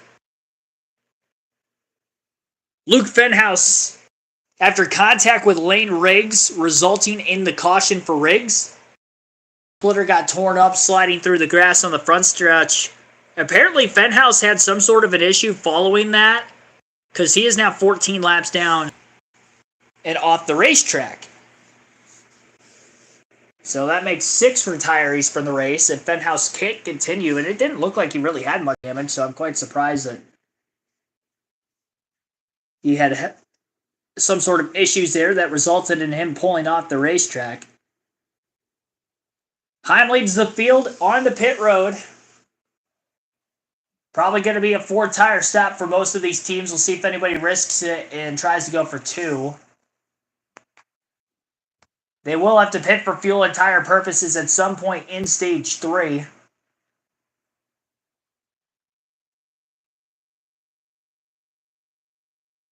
Sliding out of the box is freezing.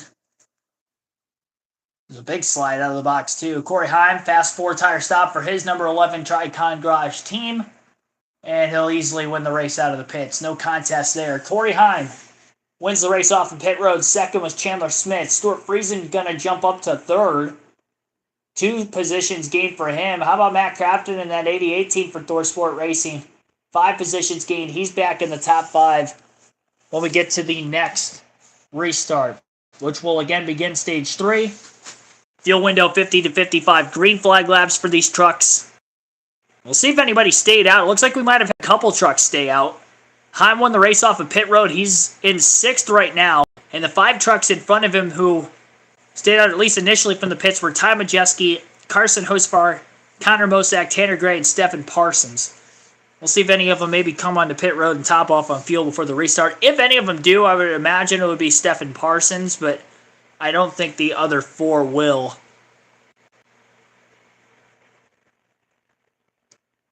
Heim's got the quickest truck. And he's going to have slightly fresher tires than that of Ty Majeski just in front of him. We'll take our second break of the stream. You're listening live to the SpeedyCash.com 250 for the Craftsman Truck Series at Texas Motor Speedway live right here on KRC.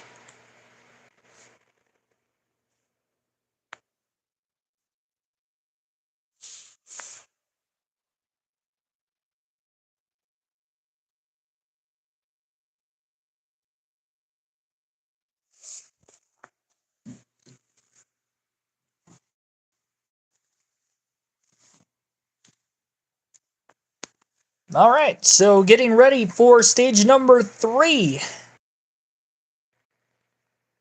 in tonight's Craftsman Truck Series race. We're officially, as we're still not to the green flag portion of stage 3 yet, but we're under caution.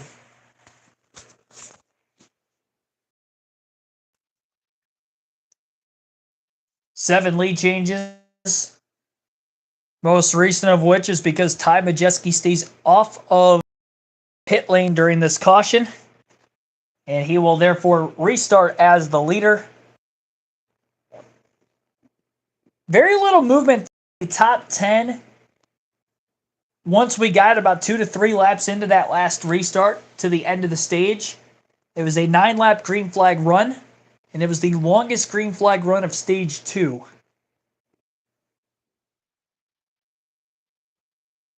And again, the front 4 on this next restart, we're going to have Ty Majeski, Carson Hocevar, Connor Mosack, and Tanner Gray, all of which stayed out of the pits during this most recent caution.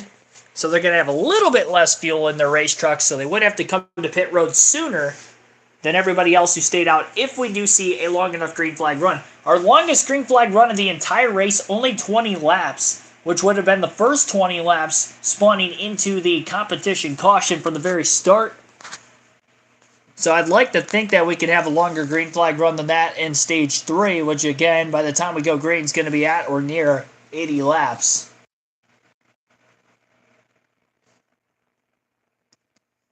Once more, Fox Sports 1 carrying the visuals for tonight's race.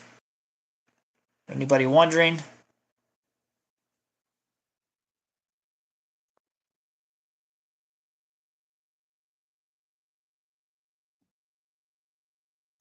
I like how it says victory lane picks.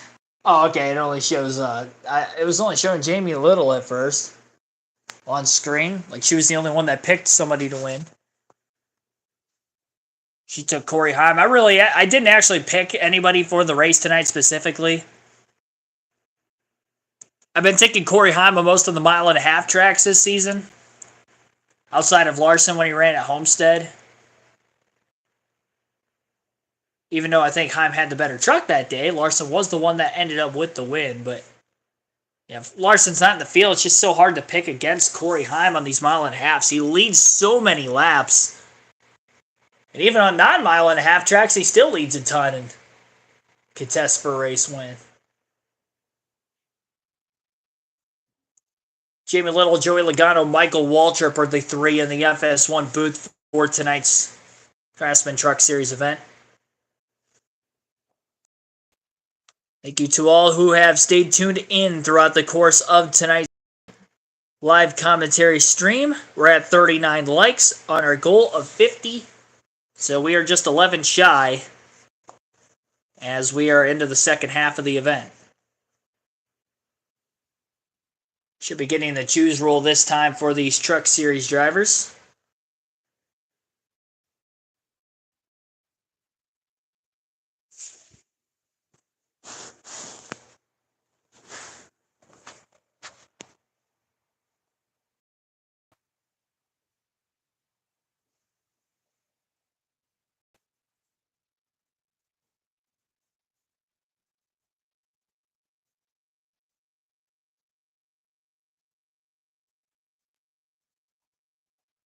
Slow pit stop with the 19 of Daniel Hemrick. Finished 4th in each of the first 2 stages tonight. Drops from 4th going into the pits back to 23rd towards the tail end of the lead lap by the time he exited pit road. And again, the top 5 trucks stayed out of the pits entirely during the second stage. 80 laps to go in the restart.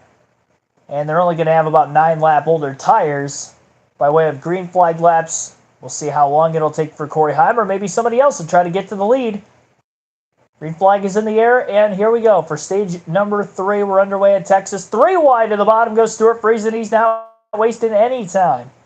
Stephen Parsons in the 28 truck was the one who got split 3 wide middle. He's still 3 wide middle as they get up off the exit of turn number 2. And Majeski, the one out in front of the field as he holds on to the lead in front of Carson Hocevar. Hocevar in second place in the Chili's truck is right there with him. Connor Mosack all over the back bumper of the 7 of Hocevar.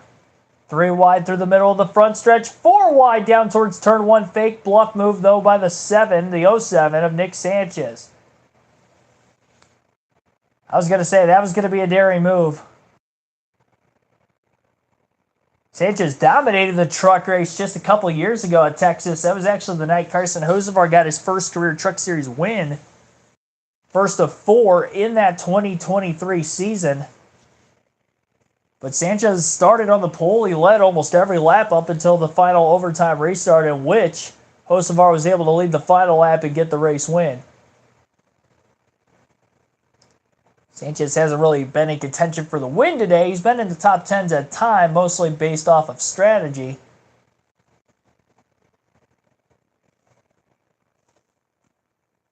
Majeski just a couple tenths out in front of the race leader. Top 4 all under a blanket with 77 laps to go. Lap 91 of the race, battling for the lead.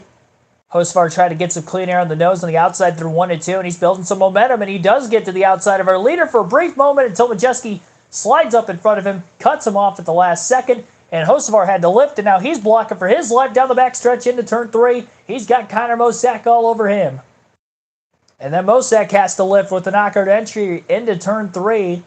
And Corey Heim on the outside of the racetrack is going to be able to take over the third place position from Mosack. He's being followed by his teammate Tanner Gray, and Gray will slide into 4th as he barely clears the 81 through the middle of 1 and 2. Big run for Heim now on Hocevar for 2nd as he looks to the inside off turn 2. Corey Heim trying to make quick work of these drivers just in front of him on the top 5. Clear for 2nd place into turn 3 for Corey Heim, and now he's going after our leader of time, Majeski. It's the first time Majeski has led tonight. First time a ThorSport truck in general has led so far in this race of the 5 that are in the field.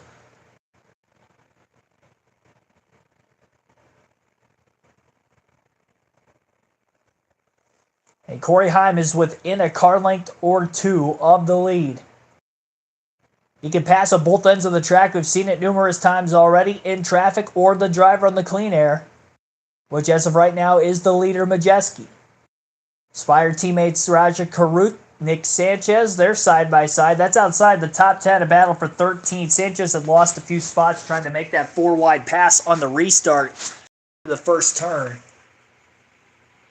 Heim all over the back bumper of Majeski. Longer it takes for him, the more of a chance Carson Hocevar might have a chance at 2nd place position, even on slightly older tires than Corey Heim. I wouldn't think that 9 green flag lap pressure tires would make that much of a difference.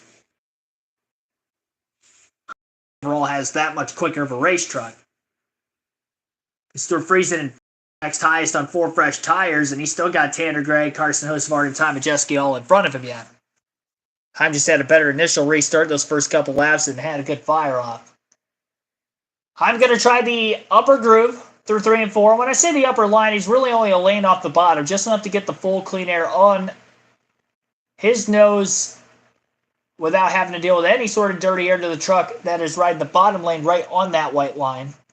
He does the same thing through turns 1 and 2 this time around as well, and does get to the outside of Majeski off the exit of the corner. Majeski not able to slide up and take the line away from him, and clear off turn 2 for Corey Heim as he pulls away down the back straightaway and carries on with the lead into turn 3. Slight wiggle there from Heim in the clean air, but gets it to stick otherwise. Still pulls the 98 just a bit. And now with Majeski dealing with clean air, this could allow for Carson Hocevar an opportunity to get back into 2nd place. More prone to being a mistake made from the driver of Majeski.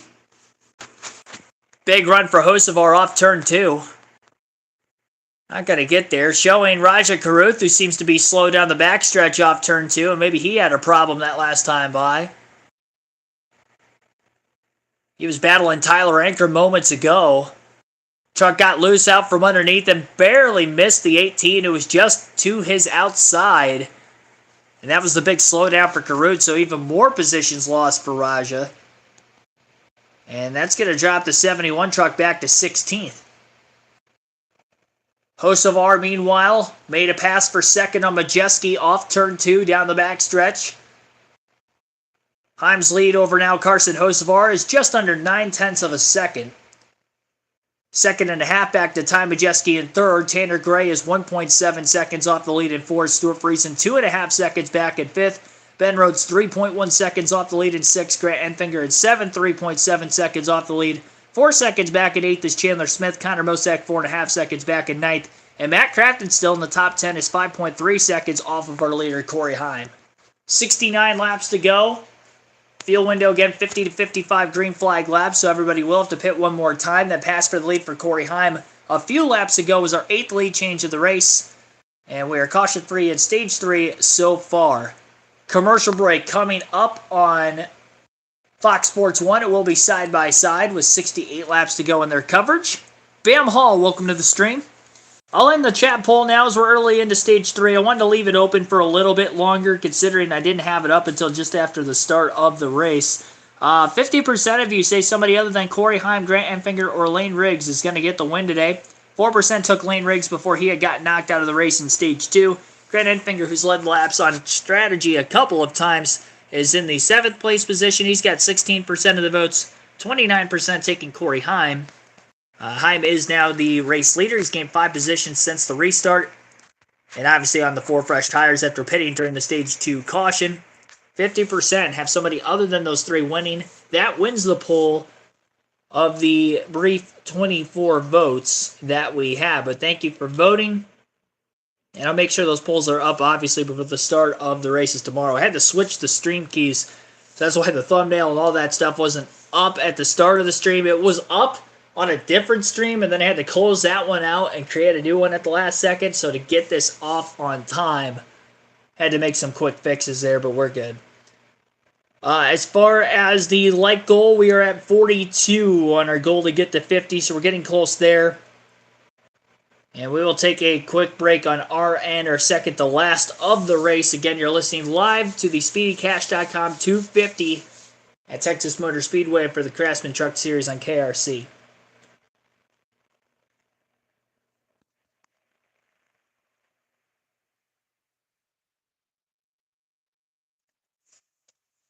So Lane Riggs, who had the fastest lap of the race for the longest time after having the green racetrack with practice and qualifying getting washed out earlier this afternoon, now all of a sudden Ty Majeski has the fastest lap of the race, and his fastest lap was actually ran...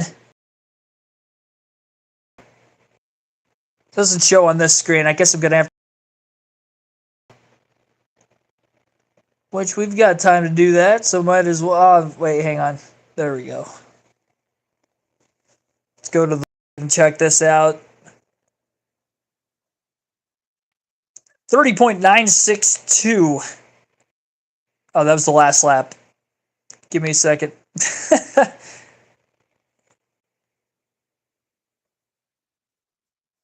29.774 is the fastest lap of the race, and that was ran again by Ty Majeski, and it was on the last restart, lap 89. Just a handful of laps ago. Corey Heim's fastest lap of the race was back in Stage 2, yet he still grows his lead over Hocevar, now 2.3 seconds. Pass for third was made moments ago. Stuart Friesen slides up in front of Ty Majeski for position. So good run here for Friesen to move up another spot on the leaderboard. He's very dejected after a rough finish in the last race at Rockingham after having a very, very fast race truck. And pulses his way into the top 3 in tonight's race with an equally fast race truck. Maybe not, if not, a little bit quicker than the truck he had back at Rockingham a couple of weeks ago. Which again would have been the most recent race of the Truck Series season. Tanner Gray, Ben Rhodes battling for 5th on track.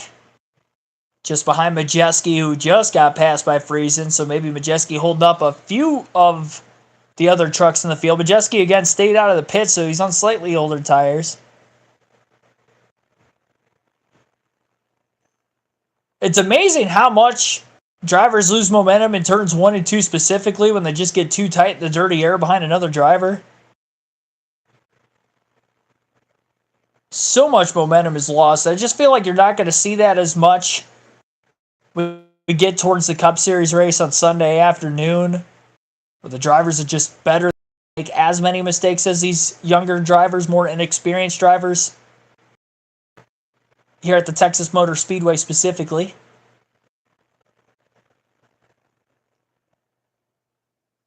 Heim is putting a whooping on the field, though. 3 seconds out ahead of Hocevar. He's got a 6.9 second gap ahead of Stuart Friesen in third, and Ben Rhodes is 8 seconds off the lead in fourth. Ty Majeski is in the 5th place spot. Tanner Gray 6th. Grant Edfinger 7th. 8th is Chandler Smith. Matt Crafton 9th. Nick Sanchez rounds out the top 10. 11th is Connor Mosak. Make that Stephen Parsons now. Parsons holding on well. So he just made the pass for 11th. Then you got Connor Mosak at 12th. Tyler Aker 13th. Bailey Curry is 14th. Matt Mills rounds out the top 15.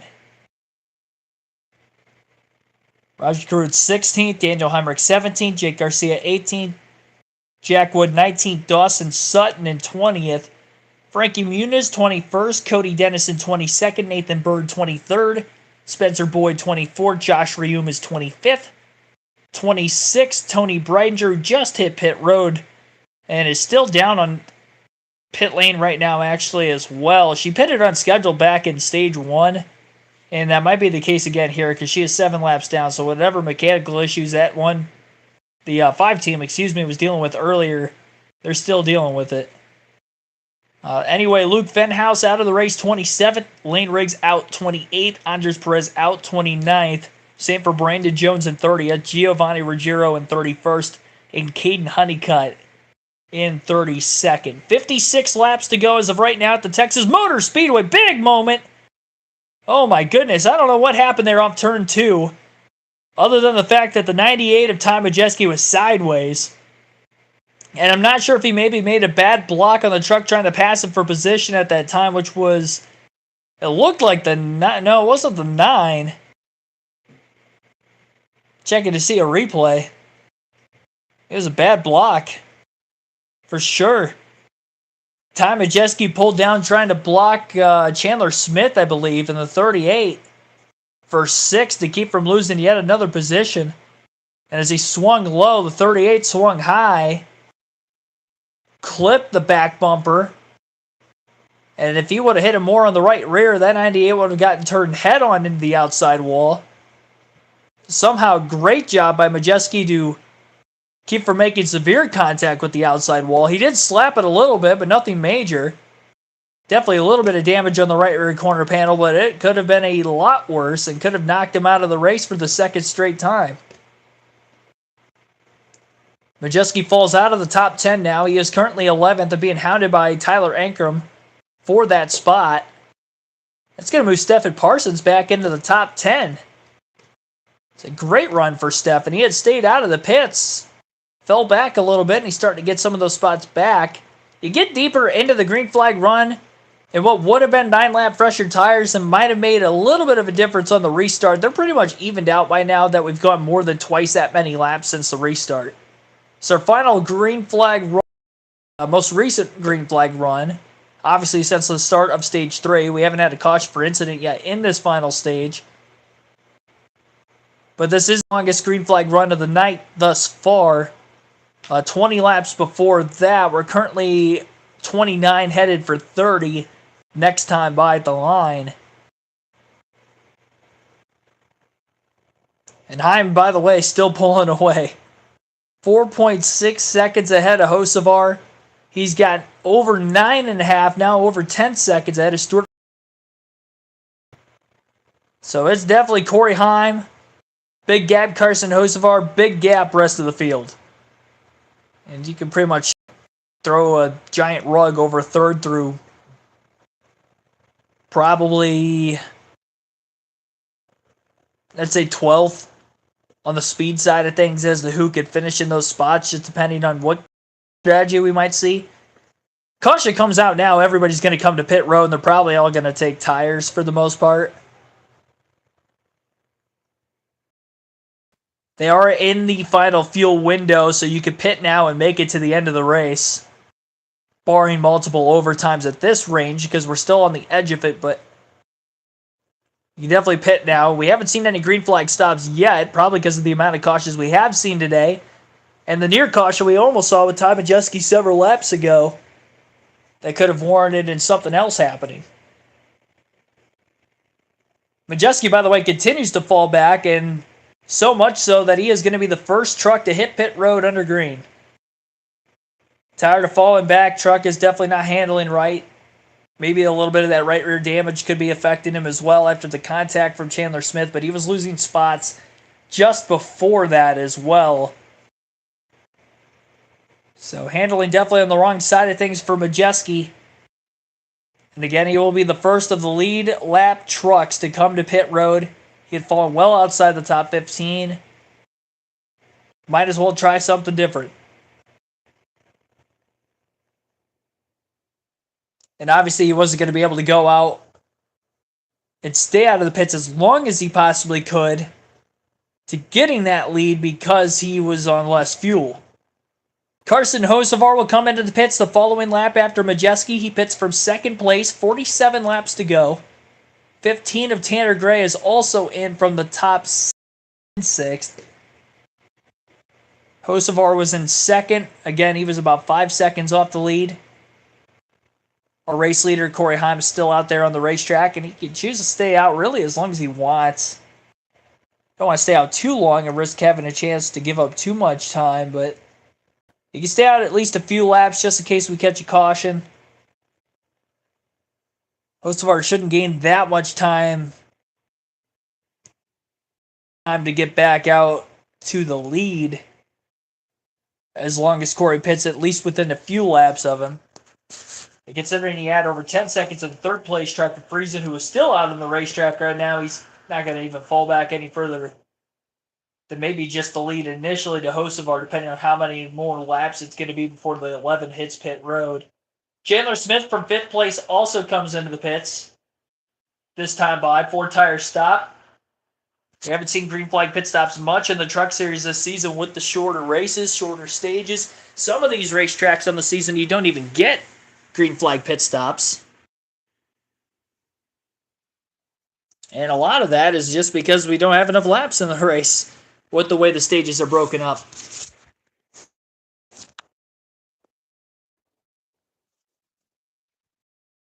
Stuart Friesen, who was a second-place truck, but again, Carson Hocevar, who was in second, has already made a green flag stop. Very split strategy. We haven't seen a whole lot of drivers come in. Third on the lead lap. And mainly because those that ended up hitting pit road, there weren't many trucks that were lapped during this run yet by our leader, Corey Heim, that weren't already off track or a lap down before the race started to begin stage 3. Ty Majeski's truck looks unsteady. He was very loose as he exited turn 4 out in front of Stuart Friesen. And with the slightly fresher tires, loose moment again through 1 and 2 for Majeski. They probably took a huge swing setup-wise to try to help that truck. Maybe he was too tight before. Now he's definitely too loose because Friesen's running him down on even older tires. But again, it's just another incentive for Corey Heim to stay out of the pits at this rate. If he's not giving up much time to, say, even Carson Hocevar, who had already hit pit road. Caution comes out. Hocevar is going to get trapped a lap down because he's not even the free pass truck either.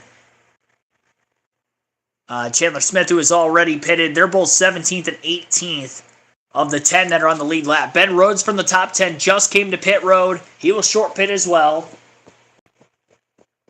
And he was right around 6th or 7th. Probably 7th before everybody had pitted, and I think he had only gotten to 5th or 6th just because of the couple that pitted before him. Michael Turner, welcome to the stream. John Barber, welcome into the stream as well. Got 7 more likes to get to our goal of 50 for tonight's race. Only 41 laps to go, so be sure to hit the like button if you haven't done so yet. Green flag pit stop still going on here at the Texas Motor Speedway. Corey Heim is now down on the pit road from the race lead. And we'll see how many more trucks are going to come with him. Don't forget the sunblock in Texas. Yep, I will not. Not going to make that mistake 2 weeks in a row.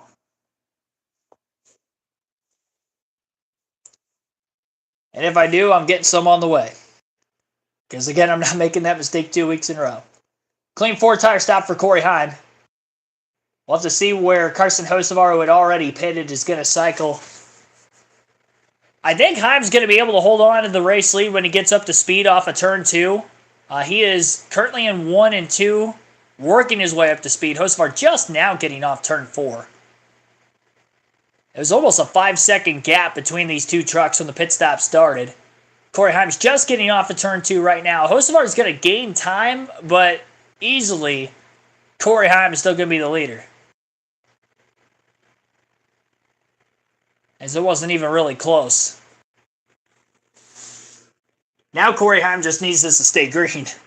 Not just all the way to cycling through green flag pit stops, but he'd probably like it to stay green all the way to the end of the race. Take whatever sort of strategy out of it possible. Take any extra restarts out of it possible. And try to go on and get the win from there. Am I in a hotel? No, I am staying with a couple of people that I know here in Houston. No, I wouldn't have been I don't know if I would have been willing to pay hotel prices for 10 consecutive days. 10, technically it'd be 11. 11 consecutive days out of the house. No chance. That was going to get pricey. Yeah, this gives me the ability to do this. Hit these two races back to back this way.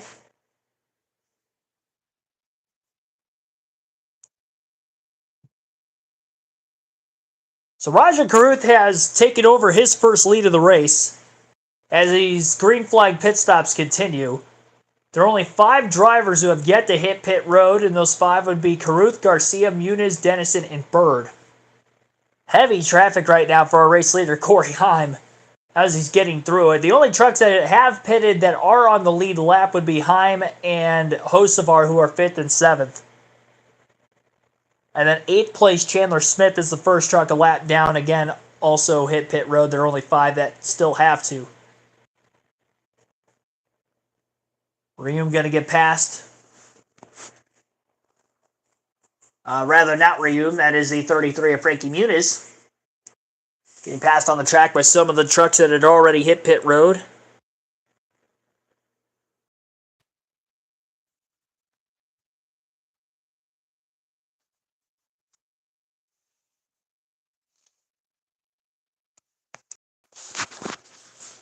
And Carruth's got his hand out the window, so he's going to be coming into the pits this time, and that may surrender the lead to Jake Garcia, who's just behind him.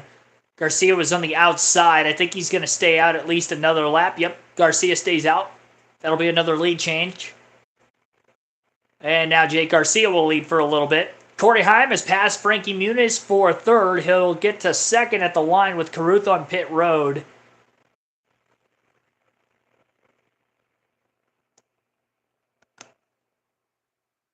So once Garcia pits, it's going to be Corey Heim back in the lead once more here at the Texas Motor Speedway. The gap between Heim and Hocevar is about 4.5 seconds.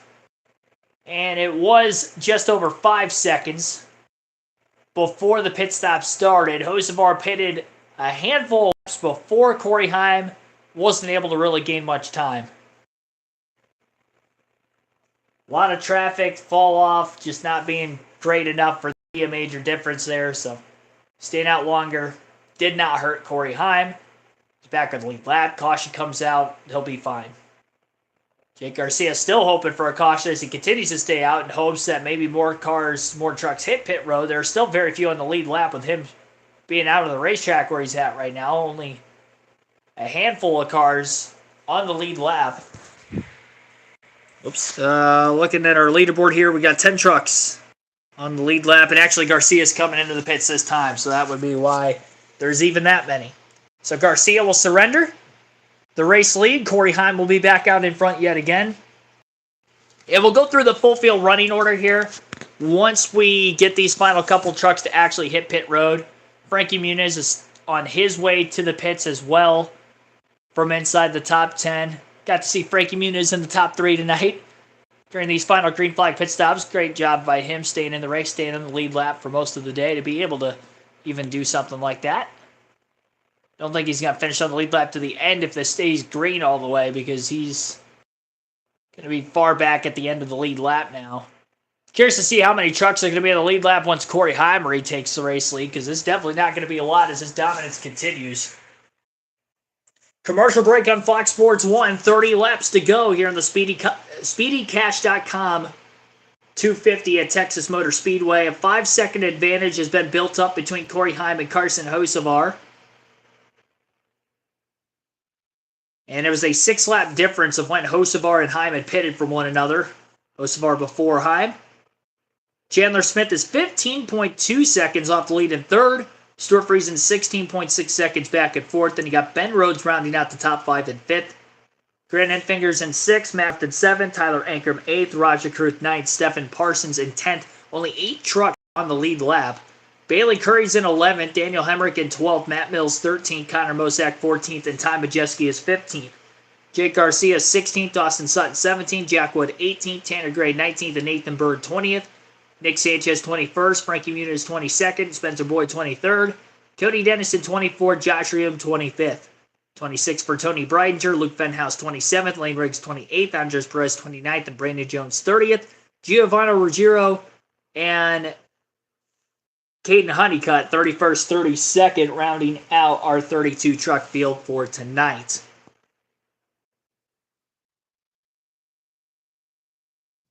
So 7 trucks out of the race to this point. Only 6 of them are on the lead lap. Caruth and Ankrum have just gone a lap down at the hands of Corey Heim in recent laps. That is insane. He's got over half a track lead between first and second now, as something has happened to Carson Hocevar on the racetrack all of a sudden. And Hocevar is slow through turns 3 and 4, headed for pit road. And so the only driver within any sort of vicinity of Corey Heim's got a major problem. And I'm not sure what it was. Probably got a tire going down if I had to guess, because it's definitely not a speeding penalty. He pitted quite a few laps ago. Team is going to jack up the left side of the race truck. Going to take the... Oh, it's another battery issue. That's tough. So, under caution, way back in stage 1, Carson Hocevar had a voltage issue. They had to change a battery. Looks like they're changing another battery in that 77 under green, unfortunately, while running just 5 seconds off the lead in second. So this is going to drop him off the lead lap. He was able to make the battery change and stay on the lead lap back in stage 1. Not the case here in stage number 3. So now 6 trucks are on the lead lap, and the lead between first and second right now, Corey Heim and Chandler Smith, is 16 seconds, with Hocevar dropping not out of the race, but off the racetrack, at least for the time being. That's unbelievable.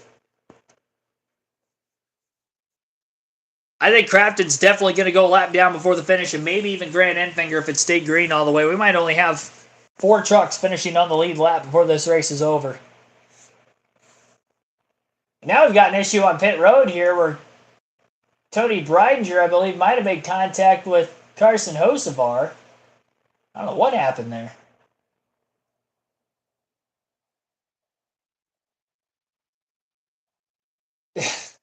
That definitely seems like it could have been avoided with only 2 trucks on pit road at the same time. Well, anyway, not a whole lot going on right now. 23 to go at the line for Corey Heim. Have bit him late in a race numerous times this season. Or in the event at Homestead Miami Speedway, had voltage problems of his own.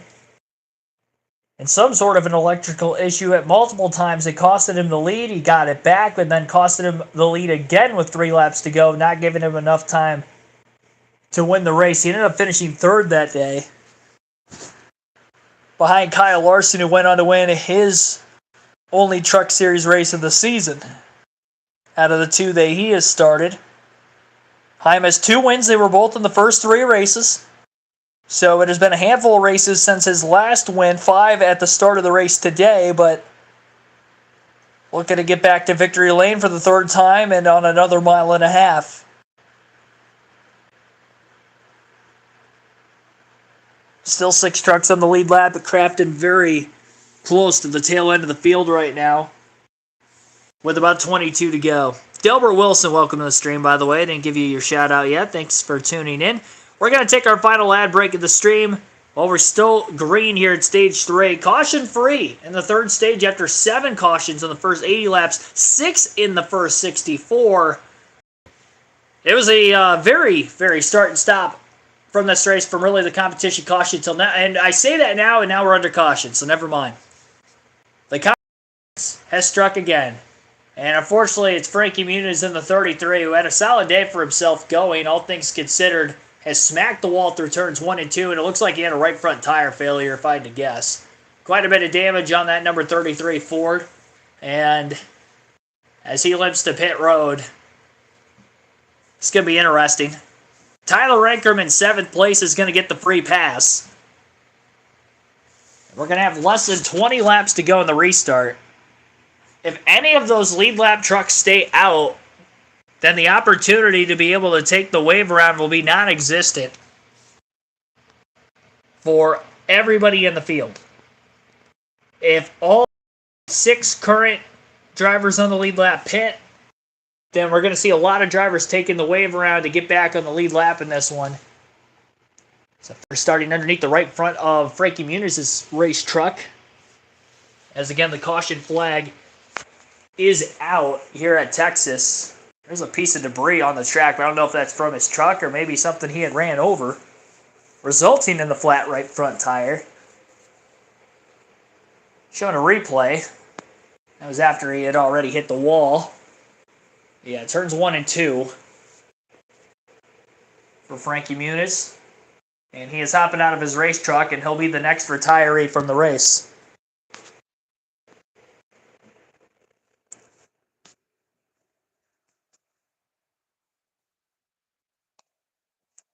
Eight drivers have DNF'd.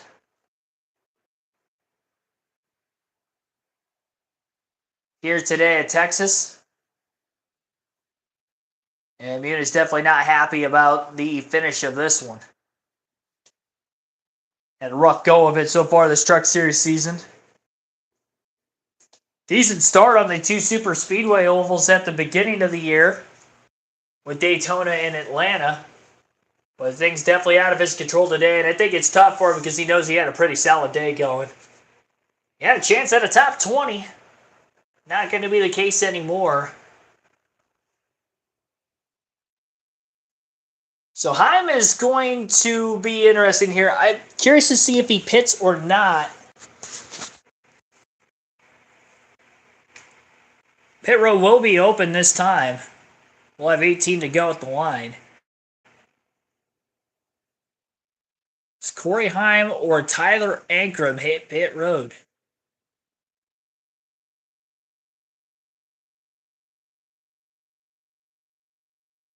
Corey Heim comes in. 15 seconds off the lead would be Chandler Smith. Does he do opposite? He does not. He comes in as well. So the good news is for Corey Heim is that all 6 trucks on the lead lap pit, and he had a massive gap between himself and the next trucks. They had a chance to do opposite and maybe have a chance to take down Corey Heim, but now they're just going to be restarting behind him yet again. One of them will get to restart alongside of him. We'll have to wait and see who that is going to be. Yeah, Heim easily wins the race out of the pits. There were a ton of lap trucks between them with that 16-second lead. Grant Enfinger is going to be the second driver off of pit road. Stuart Friesen third. Ben Rhodes fourth. Matt Crafton fifth. And then Chandler Smith, who was in second. That team is taking a long time on the left side of his racetrack, and they may be going through some massive adjustment changes here, but Chandler Smith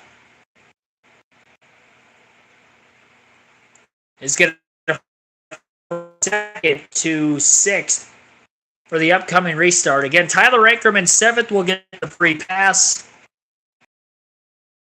Ty Majeski, Tanner Gray, Jack Wood, Dawson Sutton, Connor Mosak, Jake Garcia, Matt Mills, Daniel Hemrick, Bailey Curry, Stefan Parsons, and Raja Karuth will all take the wave around. They will get back on the lead lap, and we should have 18 trucks on the lead lap on the next restart. Everybody that would have taken the wave around will not be able to pit for fuel.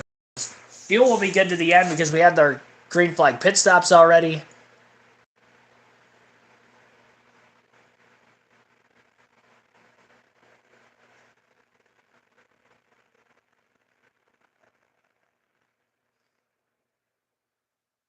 But Yeah, that's going to set us up for the finish. Hopefully you've enjoyed today's live commentary coverage. More live streaming action tomorrow on the channel, doubleheader. We'll be bright and early at 11 a.m. Eastern Time for NASCAR Cup Series practice and qualifying from the Texas Motor Speedway. All three series are at Fort Worth this weekend, and we will be live again tomorrow afternoon for the NASCAR Xfinity Series race as well. That will begin at 2 p.m. Eastern, live right here on KRC. No camera for the entire weekend for these live commentary streams, but we will have this new leaderboard, and hopefully that will be expanded a little bit more on the screen for tomorrow that I was not able to do for the start here tonight.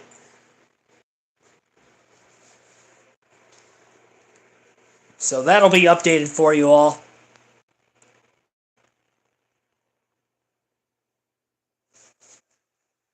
Ashton Sminkle, welcome to the stream. Saying he'd love to see Chandler Smith win. Losing 5 positions on pit road there definitely doesn't help.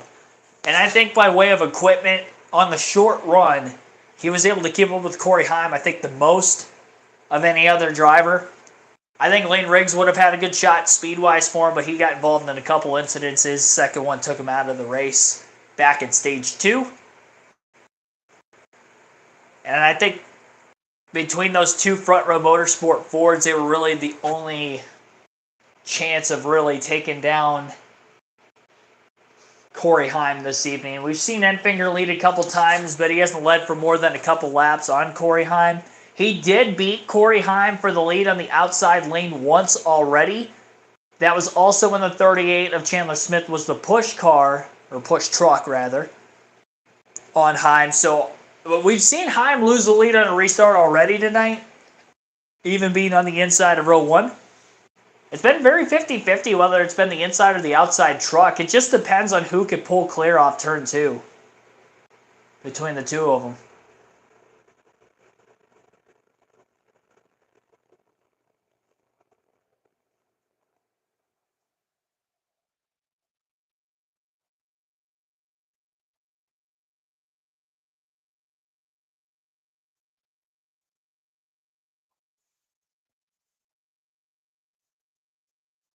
Matt Craftsman having to line up from the 6th place position at the rear end of the field for this restart. Very tough break for him. They're still the last time by, but that truck is still in Muniz's pit box. So I'm not sure what the problem is there. That's going to result in a little bit of a lengthier caution now. So we're at 15 laps to go in the late going. With this caution being lengthened on, we'll take our final break now. So we didn't get it out before the start. You're listening live to the Craftsman Truck Series at Texas Motor Speedway and KRC.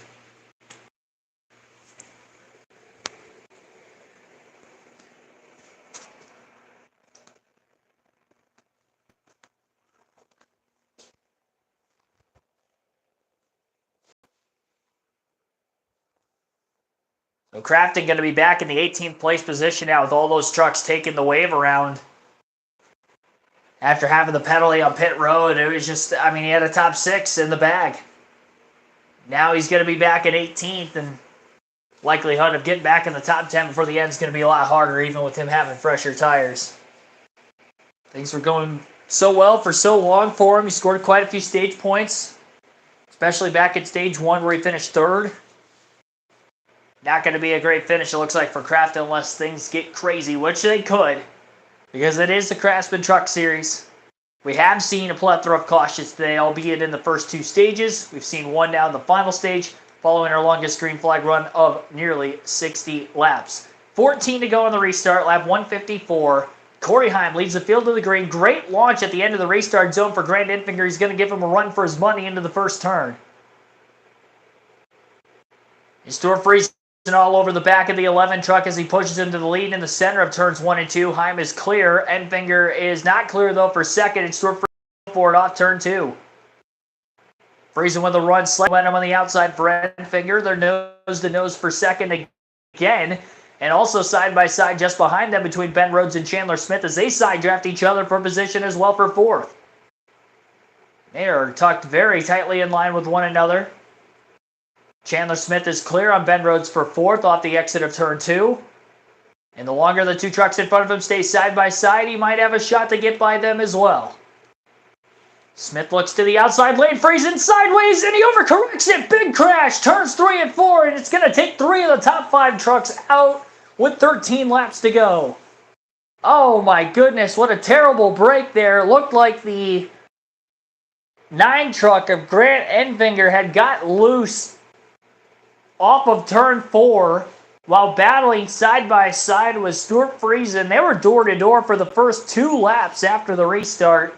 Enfinger loses it, he slides into Friesen, and the truck on the outside just behind them, very tightly, was the 38 of Chandler Smith. He's collected as well.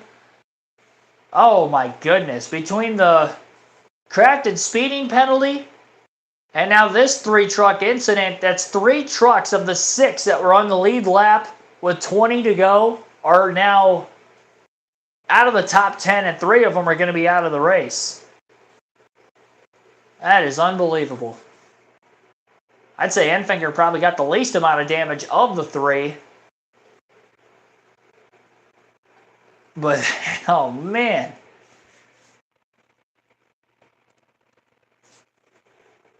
You can add that to the list of things you hate to see.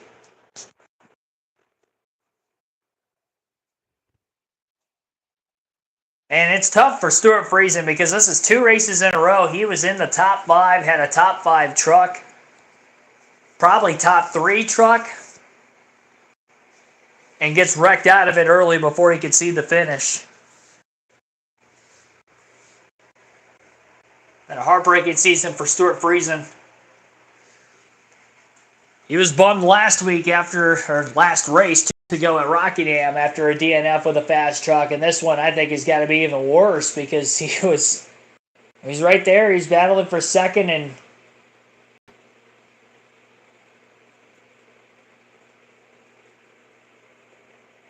that's going to be it for him.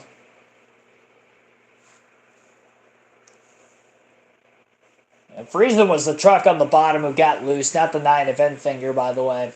So I apologize for that. Enfinger was on the outside, Friesen was on the bottom. Friesen's truck broke loose, nowhere to go for Enfinger, and he obviously was on the outside. He gets collected. The 38 who was on the outside behind those 2 running side by side also collected. So second, third, and fourth all caught up in that crash with 13 laps to go. Friesen's getting out of his truck, but he does seem to be a little bit shaken up, so hopefully he is okay. It's just the wind that maybe got knocked out of him. Big impact. And red flag has actually been displayed on the racetrack with 11 laps to go. And the leaders are going to be parked down the back straightaway. So Corey Heim will be in the lead now, and then you'll have Ben Rhodes, Raja Caruth, Stephen Parsons, Daniel Hemrick, the top 5. 6th place, Bailey Curry, Dawson Sutton, 7th, Connor Mosack, 8th, Tanner Gray, 9th, and Jack Wood is the top 10. Again, red flag with 11 laps to go. Our second caution of Stage 3. Our 9th caution of the race entirely. We've seen 13 lead changes. And Corey Heim leads the race.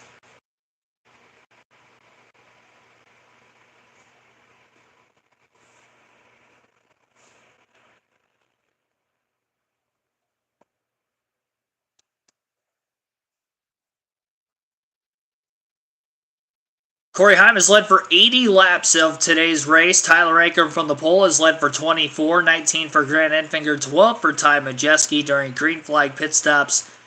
3 apiece for Matt Kraft and Jake Garcia, 10 for Lane Riggs. And those are all the different drivers who have led at least 1 lap in the race. And with the laps led for Corey Heim today, he has now eclipsed just over 400 laps led on the Truck Series season. And again, this is just the 8th truck race of the year. Heim was the Stage 2 winner.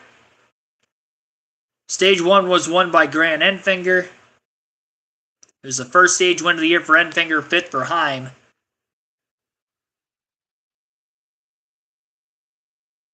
Enfinger probably out of the race now. Corey Heim, still the leader.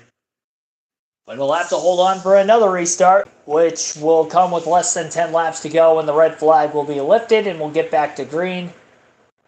Ben Rhodes the only Ford inside the top 10 now after Zane Smith has crashed. Speeding penalty for Matt Crafton. And you got Majeski Garcia also outside the top 10 still. But still in the race.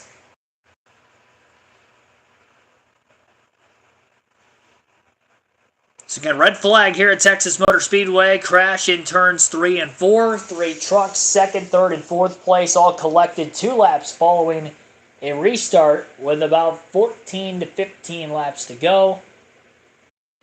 And the 3 trucks involved once again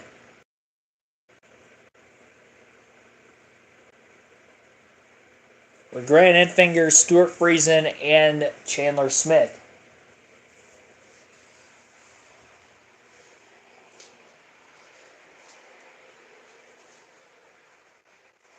Well, well, well.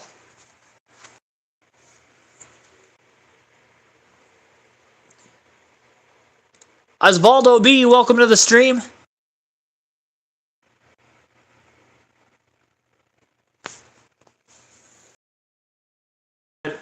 Wondering why they're under red. Again, that 3-truck crash that just broke down moments ago.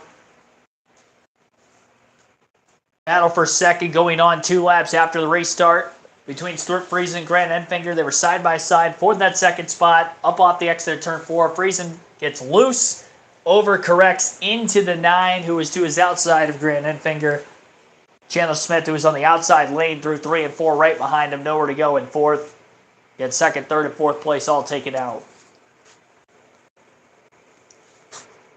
Not going to give you the full leaderboard rundown yet during this caution. I do want to let this blow through real quickly because while we're parked under red, the 3 trucks that were involved were still scored on the lead lap, and I don't think that'll be the case when they get lined up for the next restart. So I'll let this wind out a little bit longer before we go through what the running order will be for this next restart, which will hopefully be the last one. And hopefully we see a good, clean, solid finish to this race.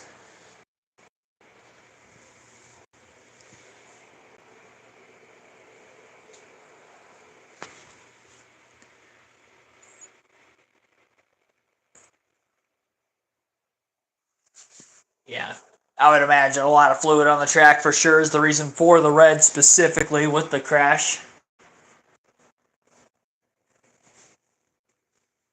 All 3 of those trucks, I do believe, were able to, well, 2 of them were able to drive back to pit road. It does look like there's some repairs being made to the wall in turn 4.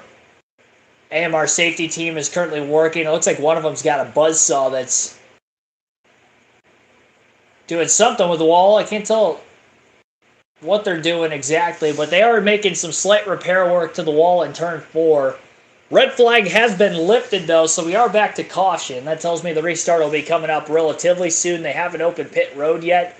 A lot of the trucks who took the wave round are likely going to be hitting pit road this time for 4 fresh Goodyears. We only ran 2 green flag laps there, so it's not going to be that much more than Corey Heim. Oddly enough, Ben Rhodes is the only truck directly behind Corey Heim who would have been on the lead lap and had not taken the wave around during the second to last caution now, which would have been the Frankie Muniz right front tire failure, causing what was the 8th caution of the race and the first one of stage 3.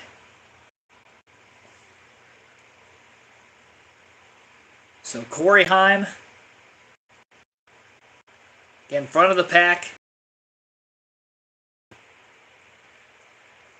Wait this out a couple more caution laps again before we go through the running order. We might see some pit stops take place that could shake the order up a little bit as well. Again, a lot of trucks took the wave around before. I believe Nick Sanchez is going to get the free pass to get back on the lead lap in 18th. He's currently 18th. Chandler Smith's back down on pit road again, so if he falls off the lead lap, there will be less than that. Enfinger scored on the lead lap right now, who again was also involved, so might actually have less than 16, 17 trucks on the lead lap.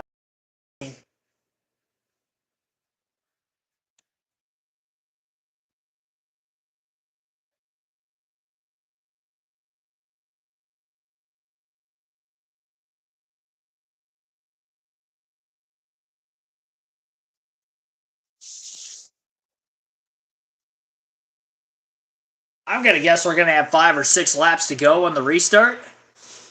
Definitely not going to be many. Definitely seen some hard hits. 4 minutes and 54 seconds total time, by the way, on that red flag. So very brief.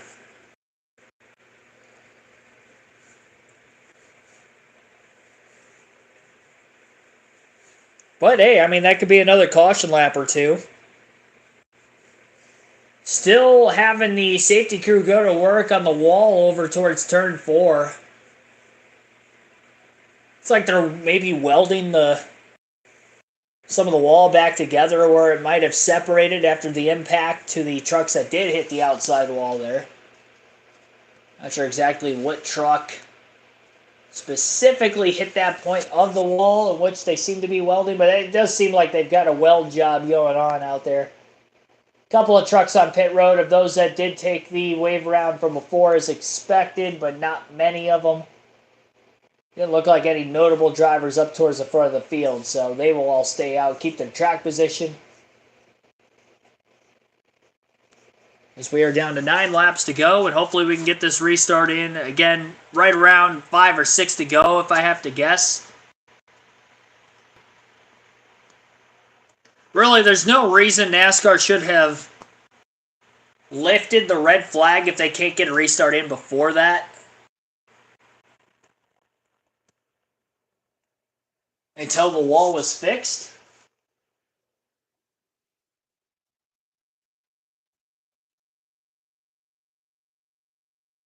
So it looked like it was the spot where Grant Enfinger had hit the wall in turns 3 and 4 specifically, backed it into the wall in 4, which was the exact spot that they seemed to be welding the wall.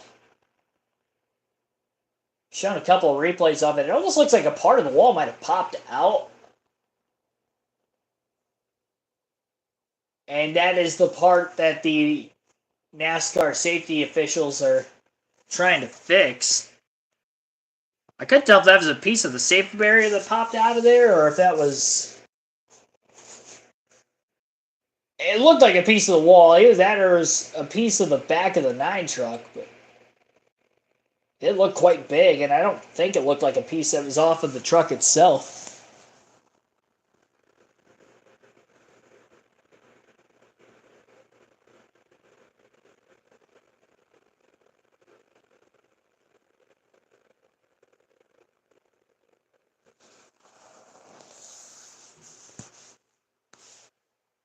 It's like maybe a quick fix is going to be made for right now. I'm sure they'll make more repairs before we see the Cup cars on track for practice tomorrow morning.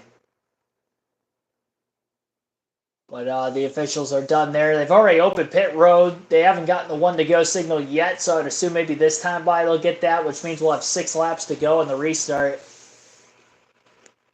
A lot of Chevys up there in the top 10, but you got a Toyota and a Ford leading the way right now with Hyman Rhodes. Rhodes still looking for that first win of the season. ThorSport Racing race team has not won yet this year. The only Ford victory was at Bristol 3 weeks ago, when Chandler Smith was able to get his 38 truck to victory lane.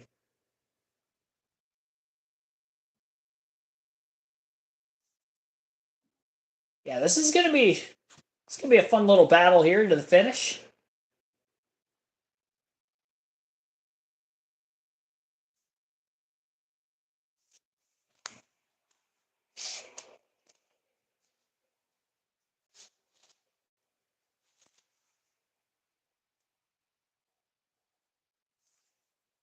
Robert Goodrich, welcome to the stream.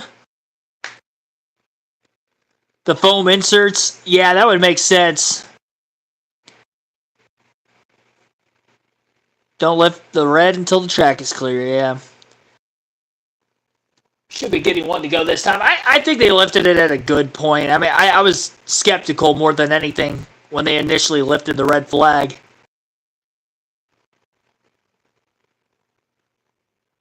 Metal seam into the safer barrier. That's what it looked like. I think they were just trying to close the gap that might have been created after Enfinger had backed it into the wall. They'll make even more fix either after the race tonight or early tomorrow morning, definitely before the Cup cars hit the racetrack at 10 a.m. local time tomorrow. Which again, we will be live for that one. 11 a.m. Eastern. Tune right back in here on the channel for practice and qualifying coverage from Texas Motor Speedway. Xfinity Series Racing, 2 p.m. Eastern doubleheader on the channel tomorrow. Appreciate everybody that has tuned in throughout the course of this Craftsman Truck Series stream after missing out last Sunday with the Cup race being at Talladega. I'll be at Texas, for the Cup race this weekend as well. Some more race highlights from the grandstands for that. We've got some business to finish up with though here tonight. First, 6 laps of racing left here at the Texas Motor Speedway on the restart. I'm on the inside of row 1 yet again. He got beat once. Every other restart he's been pretty good holding on to the lead. Outside of him is Ben Rhodes, and then row 2 you got Raja Caruth on the inside, Stephen Parsons on the outside. Green flag is back in the air.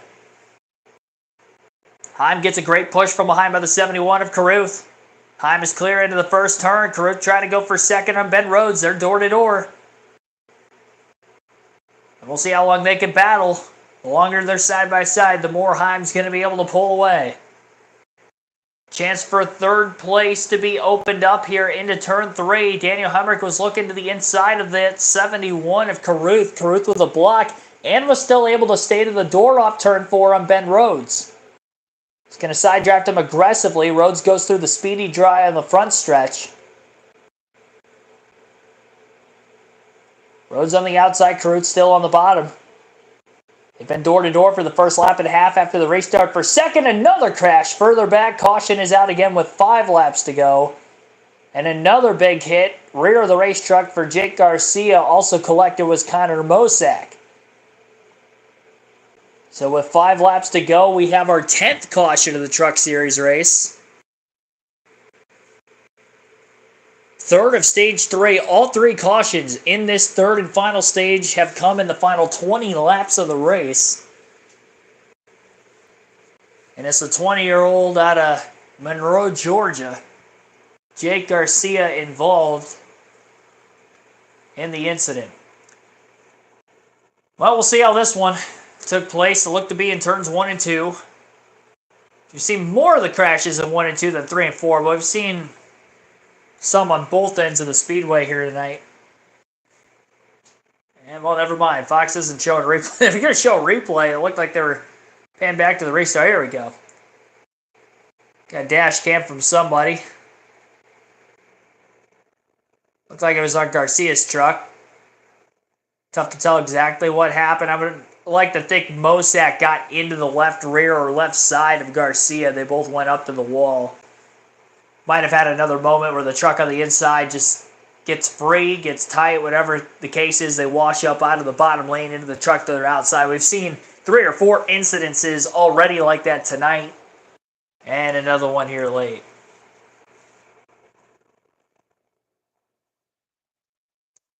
Oh, wow. Mosack actually had contact on the front stretch with Dawson Sutton. So he was 3 wide. Contact on the front stretch. Mosack lost a handful of positions. And then he proceeds to overdrive turn 1.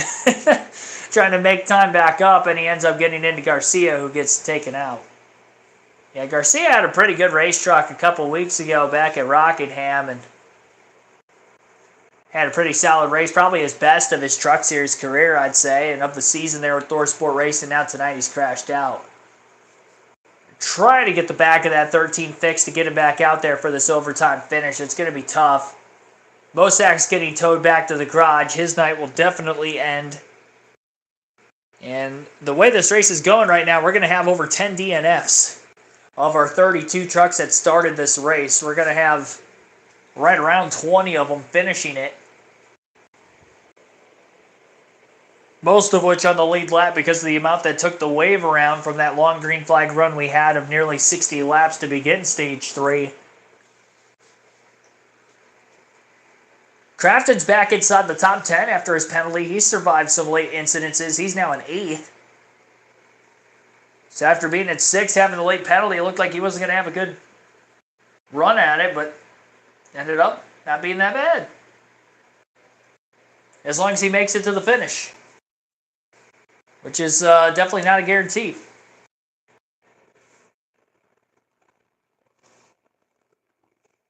So we will be headed to overtime. The race will go past its scheduled distance.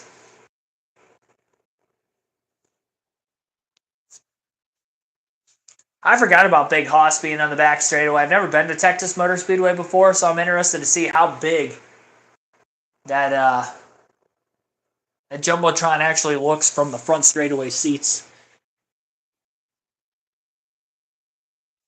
Something else to look forward to for you guys on the race highlight videos.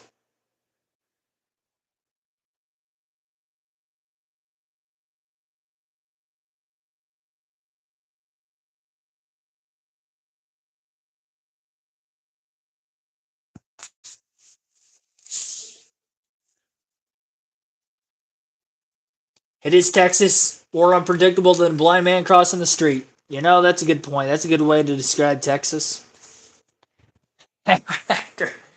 After being here, you know, for a week, why not? That might describe a lot of places, you know, not just Texas. But they say everything is bigger in Texas, and the crashes tonight have been pretty big.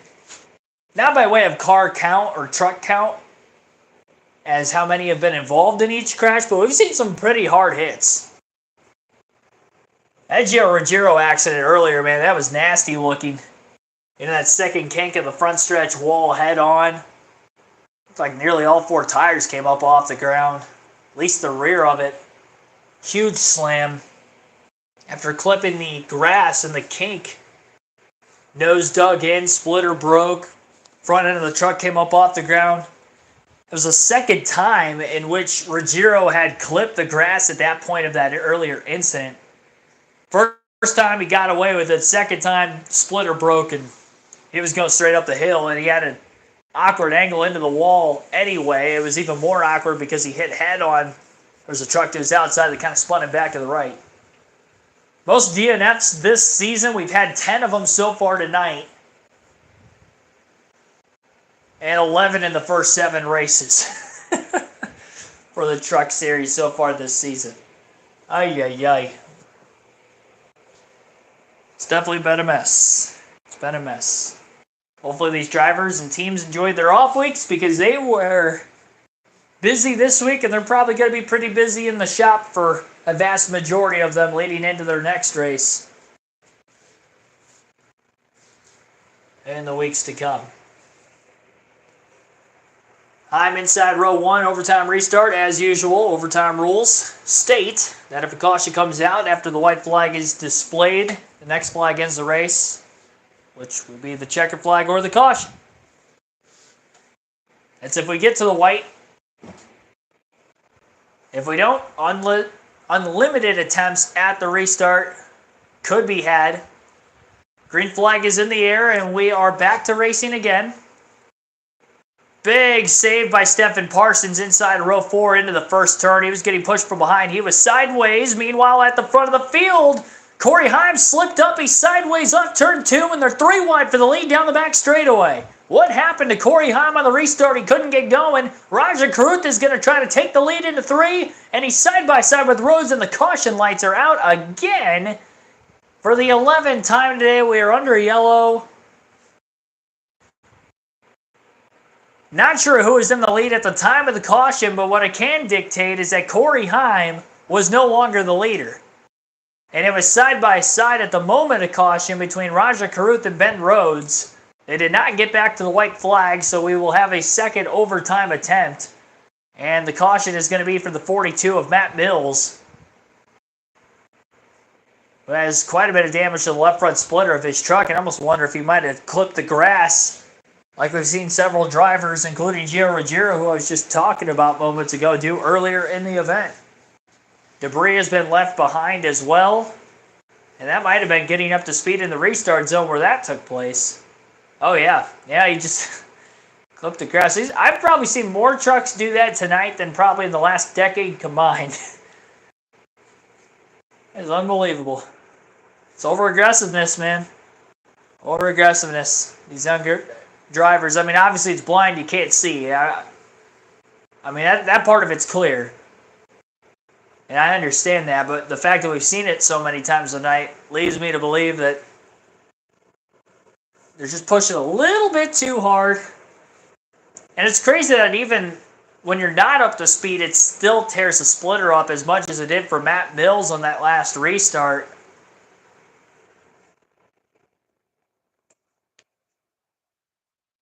So they are scoring Corey Heim as the leader to the last timing and scoring loop from when the yellow came out, which I did not think was going to be the case. Was the yellow out for a long time? And then Fox just didn't have it on their graphics soon enough? Because to me, it looked like Rhodes and Carruth would have been first, second, and then Heim behind them.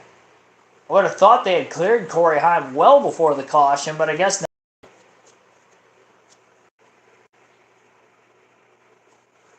Chat, you're going to have to let me know what you think.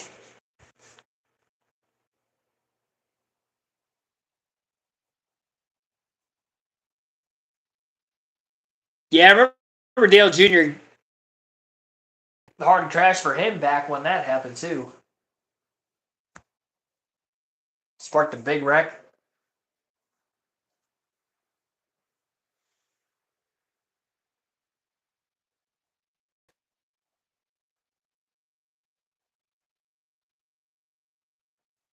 So it's still green with Carruth out in front of Heim and Rhodes at the time of the caution, but again, it goes to the last scoring loop. The only time the field is frozen at the time of the caution is if it comes out on the final lap, and that would dictate the finish of the race. But every other lap throughout the course of the race, it is to the last timing and scoring loop around the racetrack, and each racetrack has several loops, again, which are all designed by electronic timing and scoring. So it's pretty easy for NASCAR to sort out exactly who was where at the time of each caution. And apparently Corey Heim was in the lead. Which, the only reason I could think of that, and there is confusion here still, at least on my side of it, because I didn't think the caution came out until they were getting into 3.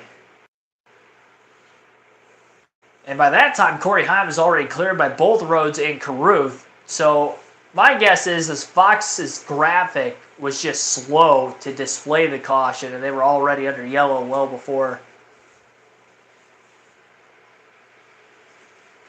it looked at it. I'm doing the best I can with the commentary, but if I'm not getting anything off of Fox's cameras, it's kind of hard to give you guys the exact detail of what might have happened there. There are 3 scoring loops specifically, it looks like, down the back straightaway. I don't like how the scoring loops aren't evenly spaced apart throughout the course of the racetrack. And why do we only have 1 and 3 and 4, 1 and 1 and 2, but 3 of them on the back straight? I don't know. It's just... oh, this is a headache of a race, isn't it?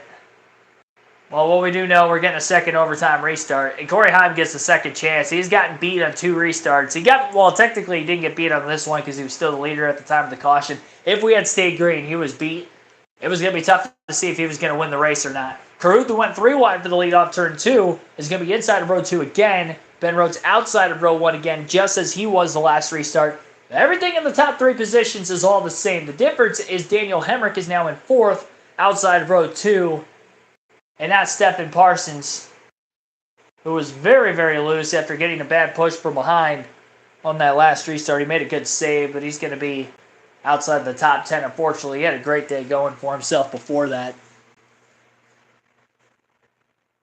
It is Fox.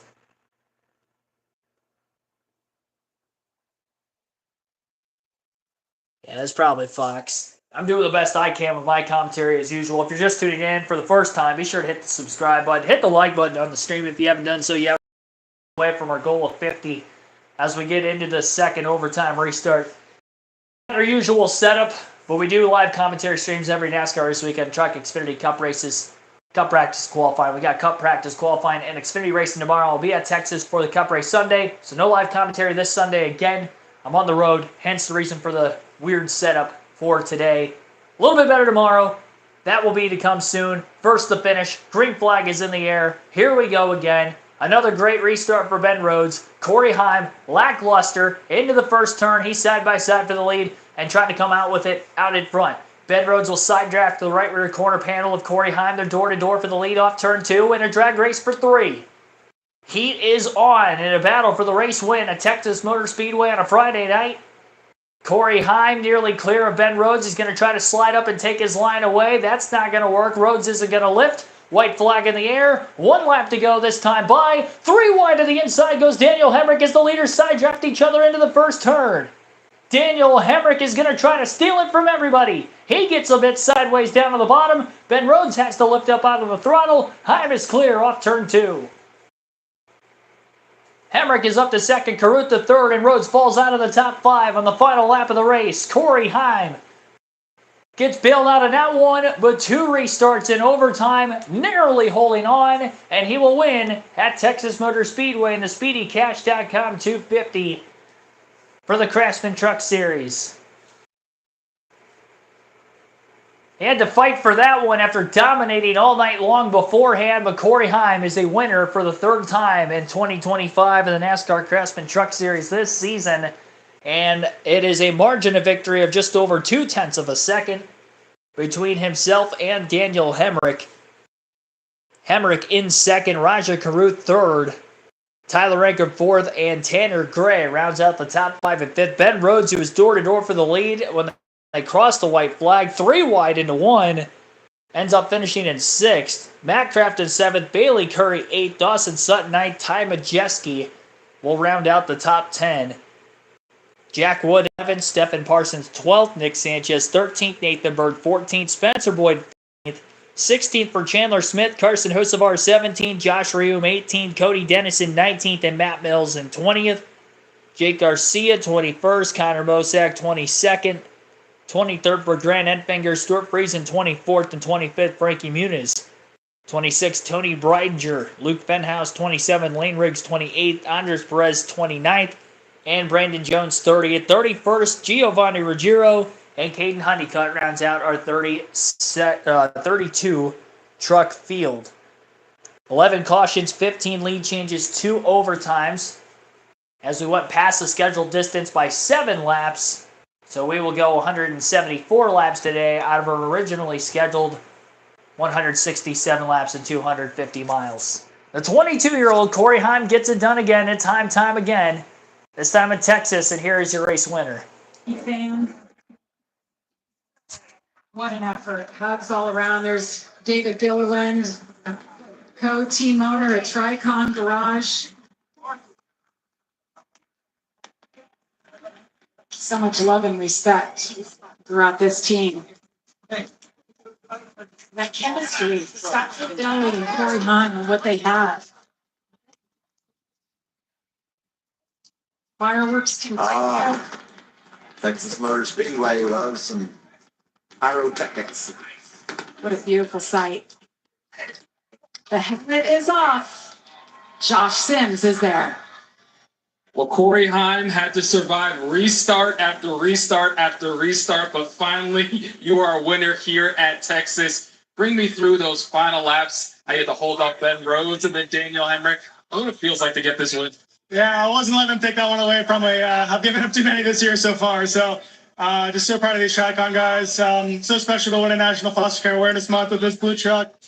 So grateful for Zay Clay for putting that on, and just overwhelmed. Obviously, so many restarts there at the end, and guys were trying to slow me through wide. All they could do, man, I wouldn't let them take that from me right there. Can't even speak. I'm so overwhelmed, but yeah, they tried to take me through wide into one and just drove until I couldn't anymore. So kind of catching my breath, as you can tell, but so grateful for Toyota to Safe Flight, Tricon Garage. Corey Heim, your winner here at Texas. Heim had as big of a 16-second lead before the first caution of Stage 3 came out, with about 20 laps to go. He goes on to lead 96 of the originally scheduled 167 laps today. 24 laps were also led by Tyler Ankrum, 12 for Ty Majeski. Jake Garcia led 3 laps, 19 for Grant Enfinger, 10 for Lane Riggs, were the drivers to lead at least 1 lap in the race today. The Xfinity Fastest Lap Award, I believe, ended up going to Ty Majeski. He had it last, and I believe he ended up still getting the Xfinity Fastest Lap Award of the race. It doesn't show it now that the leaderboard or the race is over on our screen, but I do believe he ended up getting that bonus point. Our stage winners tonight, Corey Heim ended up winning Stage 2. Stage 1 was won by Grant Enfinger as well. And again, congratulations to Corey Heim for getting the race win here tonight. In the Craftsman Truck Series race, the SpeedyCash.com 250 at Texas Motor Speedway. Tomorrow's Andy's Frozen Custard 300 for the Xfinity Series at Texas Motor Speedway will begin at 2 p.m. Eastern right here on the channel, KRC. And again, 11 a.m. Eastern Time, we will be live for the NASCAR Cup Series turn at the Texas Motor Speedway, or at least the first time for them, for practice and qualifying late tomorrow morning. So doubleheader on the channel, late morning, early afternoon stream for your Saturday. And then again, Sunday I'll be at Texas Motor Speedway for the second straight Cup race. And we will have race highlights from the grandstands for that.